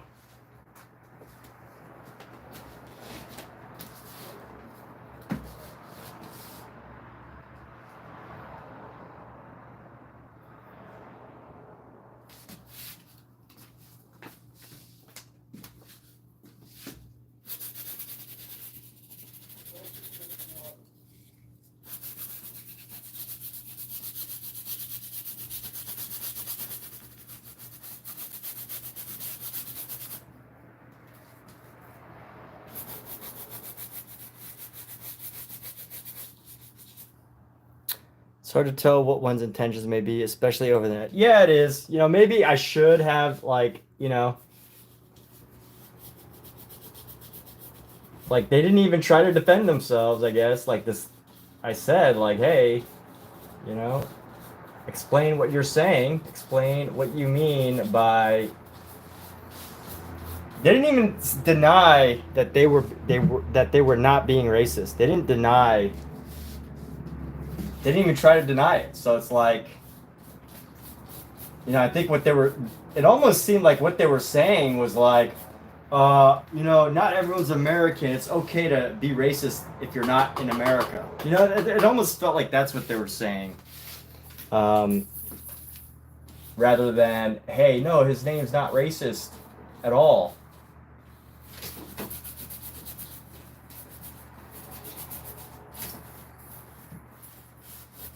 Like, surely they've encountered this before. Or maybe not.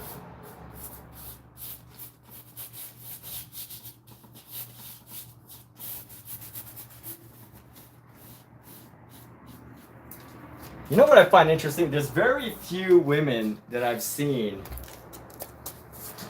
with Marilyn Monroe hair that actually look good with Marilyn Monroe hair.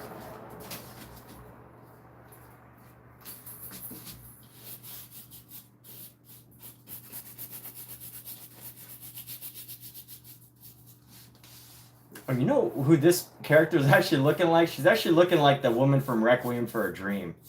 I don't know if anyone knows what I'm talking about. The one who plays the mom.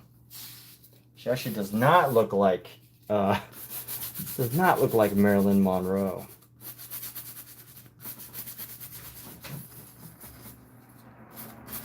Also, because I decided to paint it orange because Marilyn Monroe's natural hair color is orange.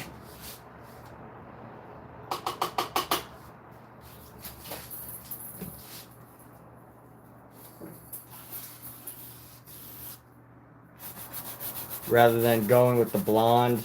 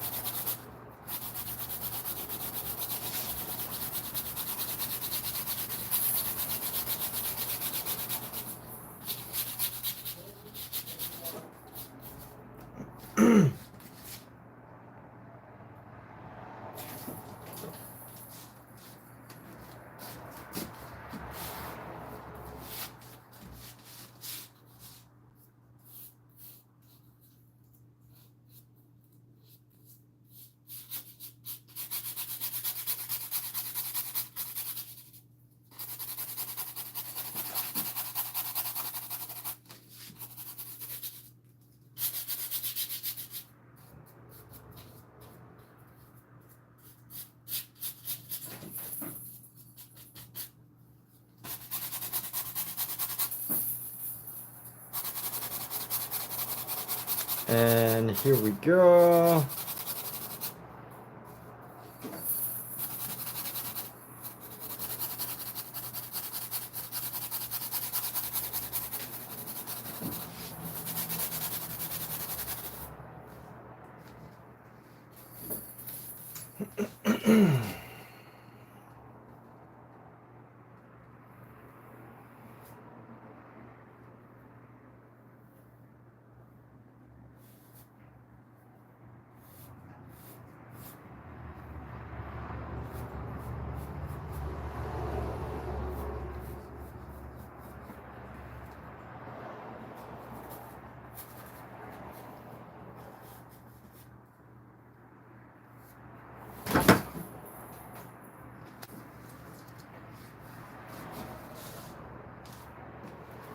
Pookie, why are you up here? Here, come here. Come here, Pookie. Pookie, come here.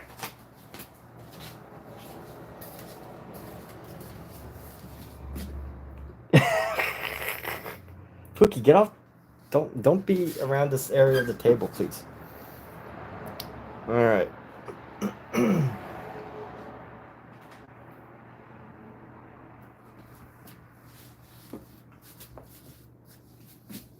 All right.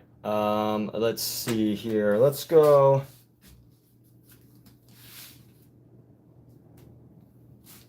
Let's take some colors here. Pookie, up. Pookie, come here.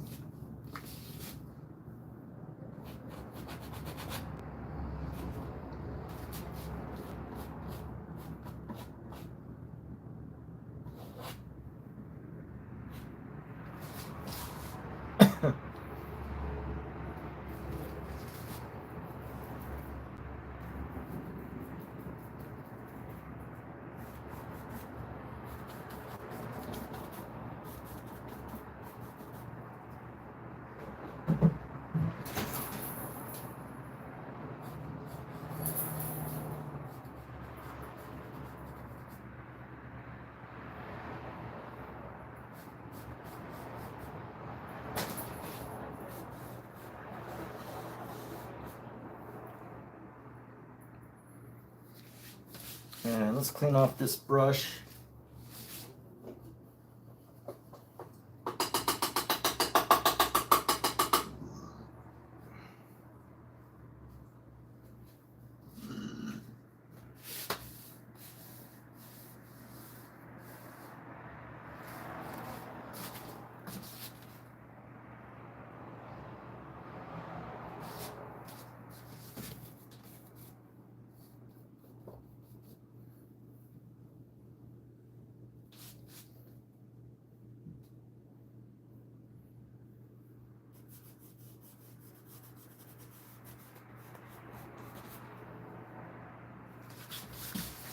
Grab me some more white.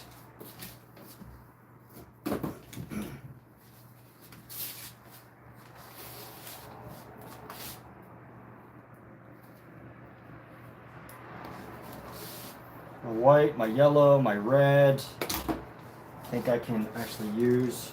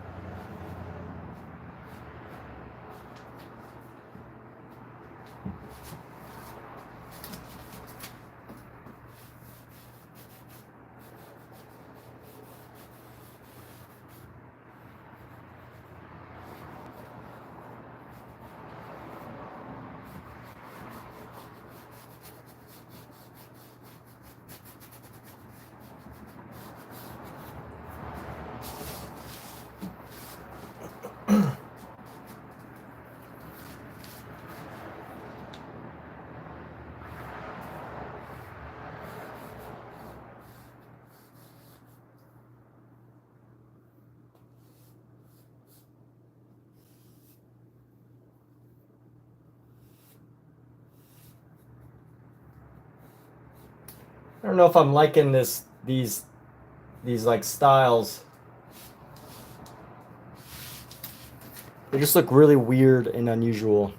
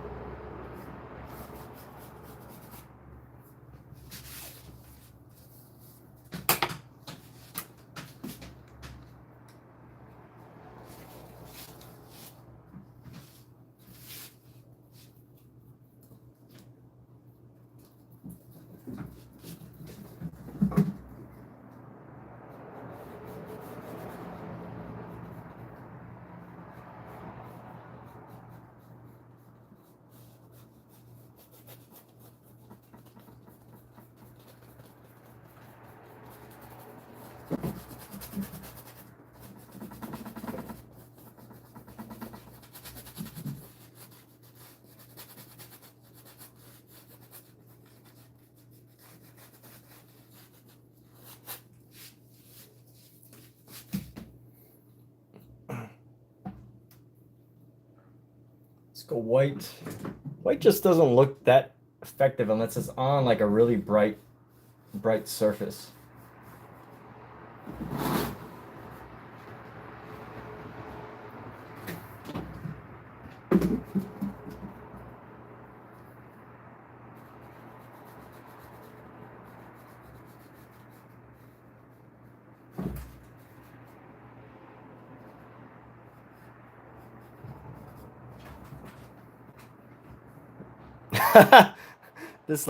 This looks actually so bad. I might even be so bad I might even be happy with this piece.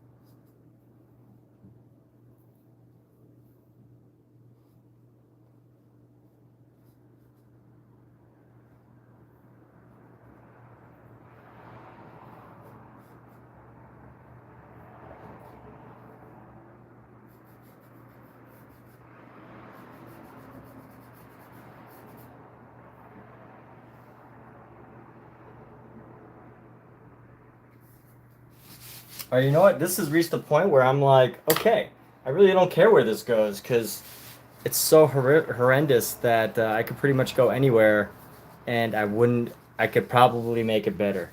So let's experiment here. Let's play around, and let's just go like, let's grab our ochre here. We're gonna create a shape.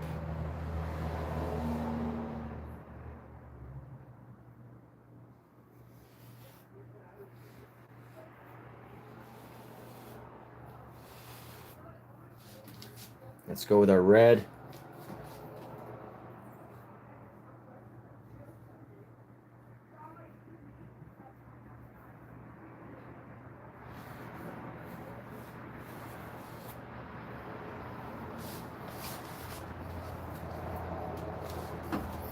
Maybe grab some red right here.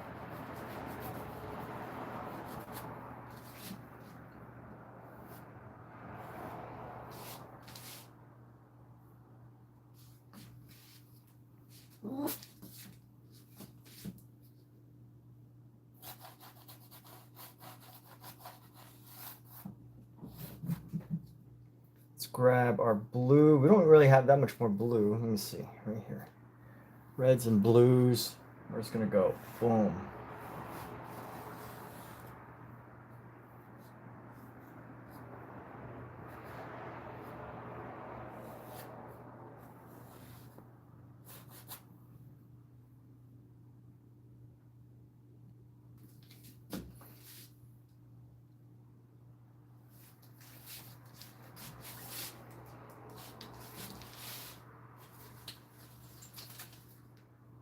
Here's the hard part about painting.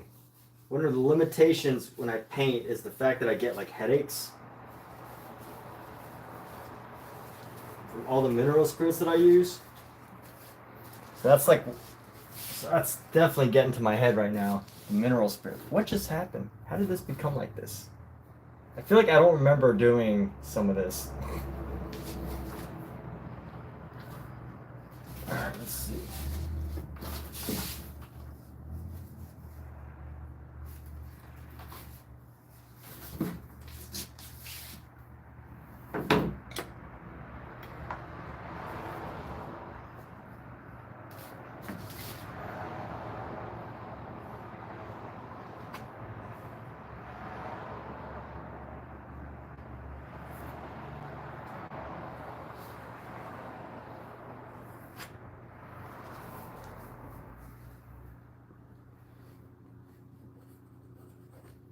Alright, I may have to like do some more serious painting another day. I need to get back into serious painting.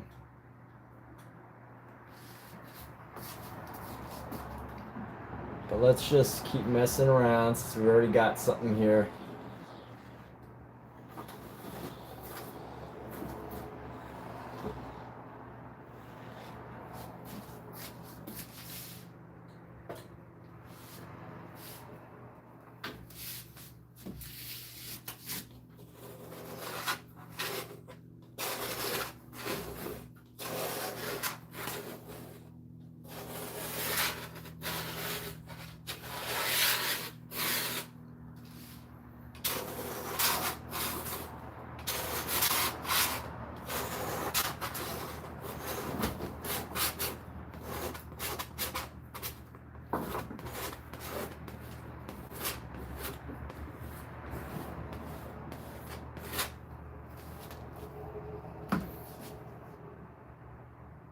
It's not Marilyn Monroe, that's a clown.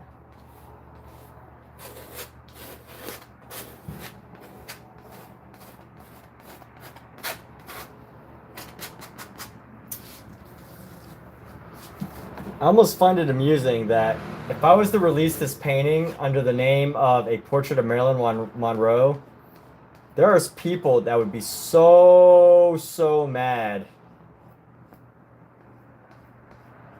or annoyed and critical of the fact that I would dare even call this A Portrait of Marilyn Monroe. I right? I'm always right. Of course I'm correct.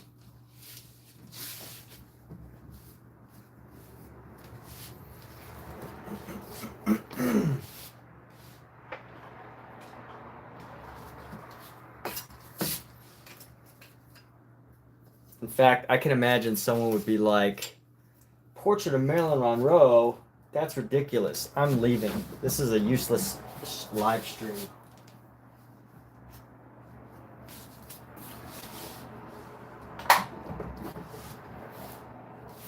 Like, you can't learn from this? Maybe you're a little entertained? I don't know.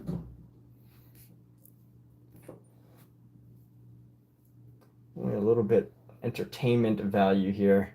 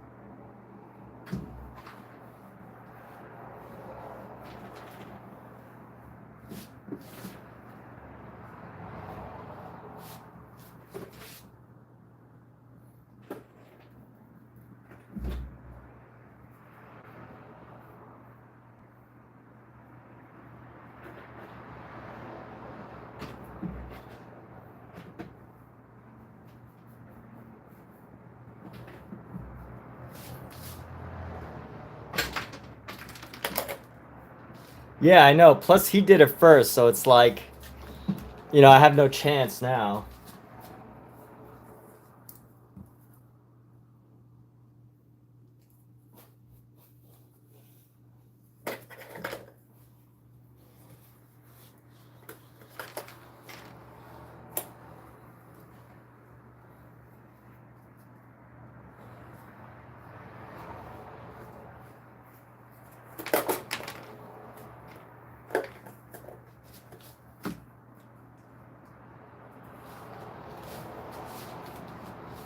So let me add some really bright red here.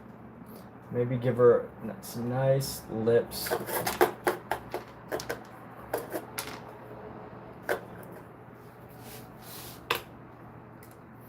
And we're going to bring in our white teeth.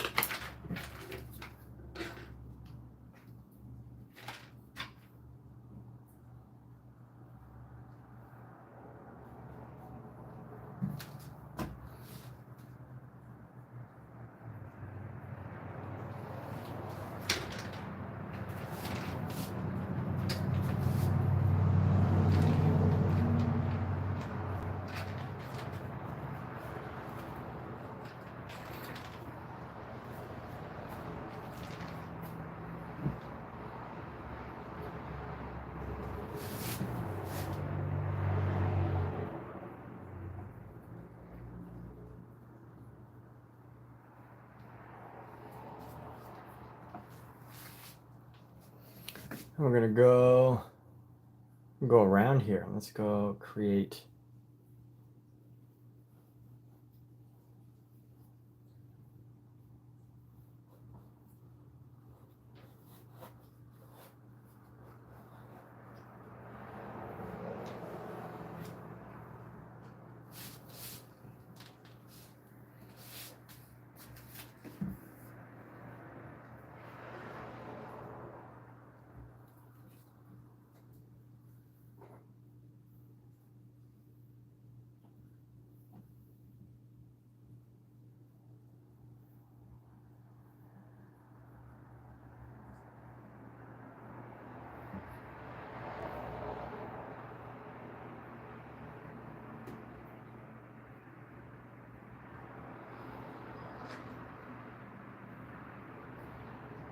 Alexa, what color were Marilyn Monroe's eyes? Marilyn Monroe's eye color was blue. How did I not know that? Let's go with blue. Let's bring in the blue.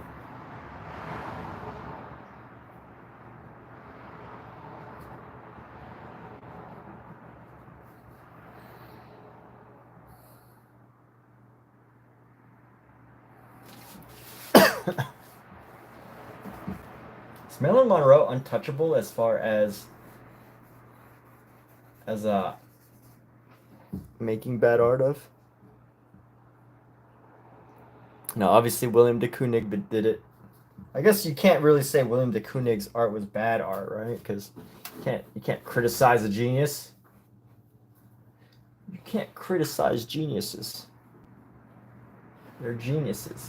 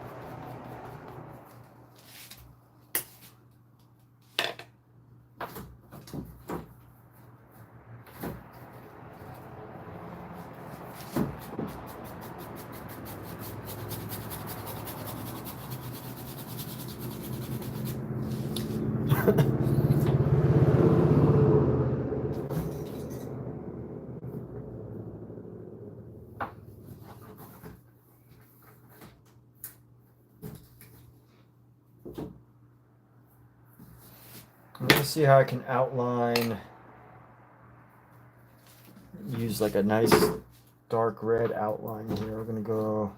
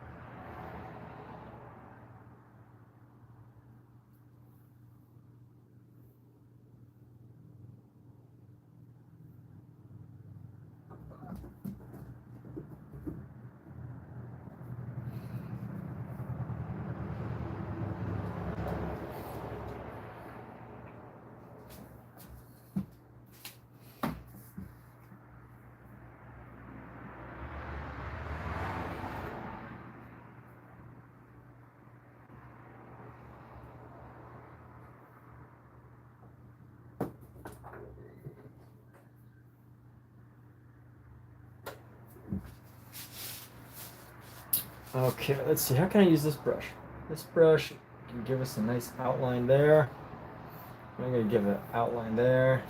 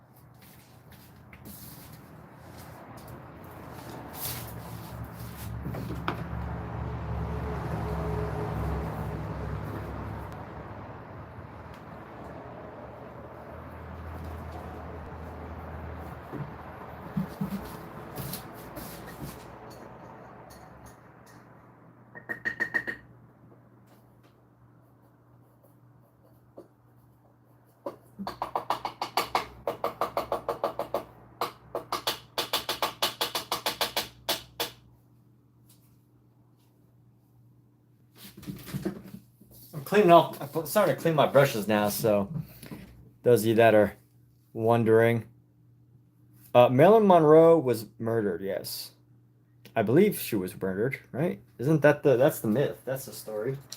I'm sticking to it. I'm sticking to the story.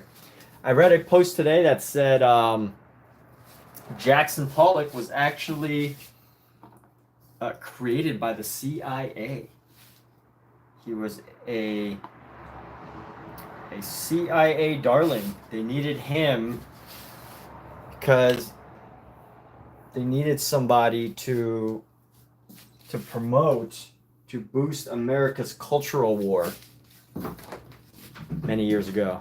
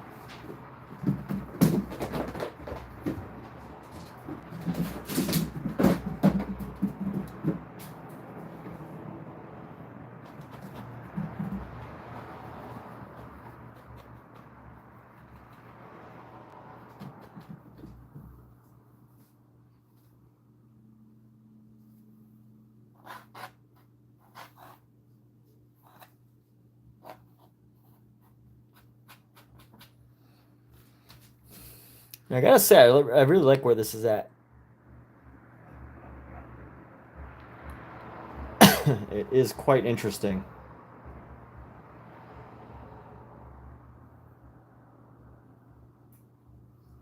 I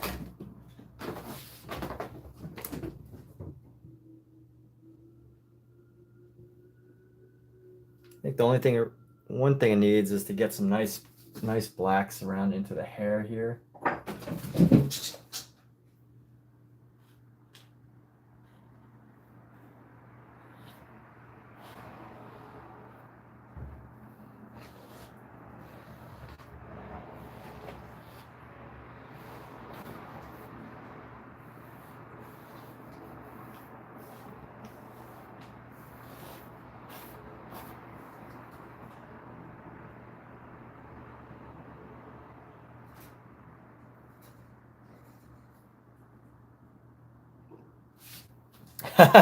So they're being pushed by the. I saw it on an Instagram post. It's just a picture of Jackson Pollock, and it said that he was, or maybe it was a Reddit post. I don't know, but it said that he was basically created by the CIA. That's all. That's all the info I have. So if you're looking for more, I'm gonna have to disappoint because I don't have any more.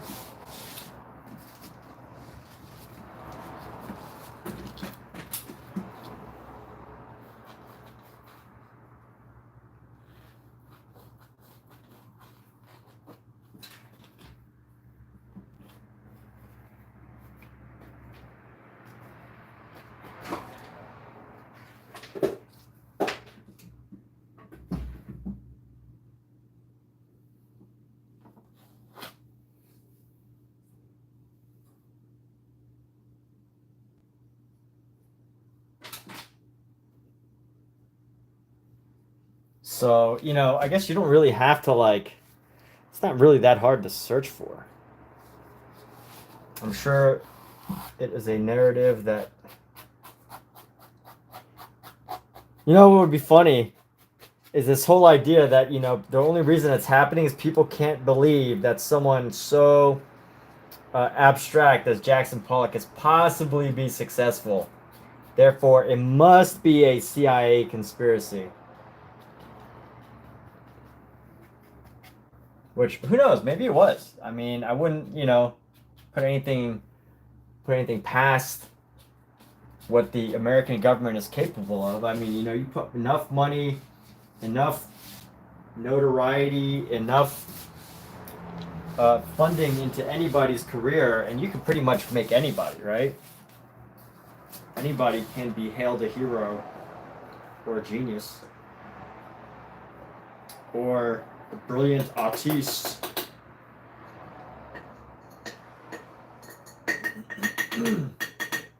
I was listening to this interesting book. I think it's called Hit Makers, and in the book, it says the main difference. So apparently they did this like review of catchy songs, and it's like on a scale of 100, of like 100 being the catchiest song and 0 being the least catchiest song, and there's like a scientific formula to all this. And there's a scientific formula to like pop music, right? So there's a scientific formula, and they say that a lot of the Billboard Top 100s are like scientifically don't have the catchiest tunes. So like, you know, they might be ranked like 70 out of 100 or 75 out of 100. And there's songs that are like in the hundreds or in the 90s as far as catchiness that don't even get ranked anywhere near. And they get that don't even get topped anywhere near. And they say that some of the reason isn't whether it's catchy or not, it's how much exposure. They don't get anywhere near the popularity no matter how catchy it is, but it's about exposure, the mere exposure effect. They did an experiment with a bunch of students, and they exposed them to fine art, impressionist fine art, that didn't have to do with Monet, didn't have to do with, you know, other famous artists. They just like had random impressionist artists that the students never heard about. And when asked of their opinion, and I believe they try to find students who were like, not privy, not familiar with the really classical artists. So they had them test it out, and they went, okay, now, you know, you've been exposed to all of this art. Which do you have a preference for? And it turns out the students had preferences for the art that they saw more often. You know, they might have like passed by an artwork that was impressionist over artwork that was made by a well-known, very famous artist. I don't know exactly how they controlled for all of the possibilities, but basically the whole idea of exposing people to your artwork or whatever is enough to trigger a liking by them. Just the simple act of familiarity is enough to give someone a preference of a work over even like classical paintings. But again, you know, classical paintings or, you know, those things, they all are already, you know, ingrained in people's minds, in society, and people are familiar with them. So it's really hard to beat that. But if you can control for like, you know, someone who's never seen a work of art, and then, you know, you show them multiple pieces of art, you control what they see, and if you're able to do that, you can have them make preferences totally based on familiarity.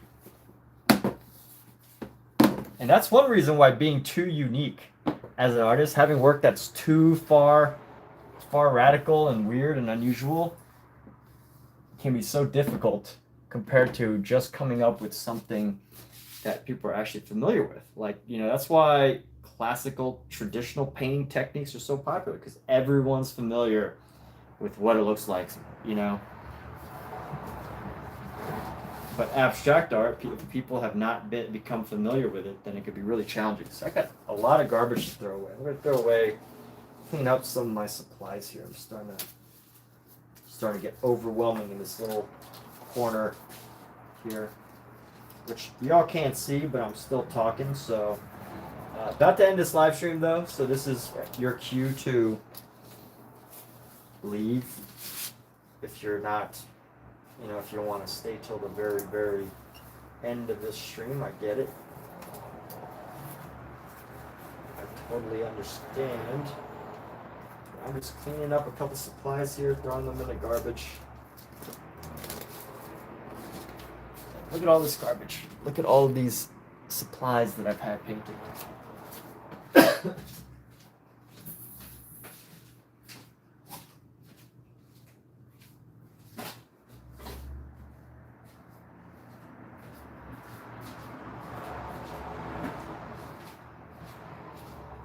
I'm getting a headache now. That's how I know I have to stop painting.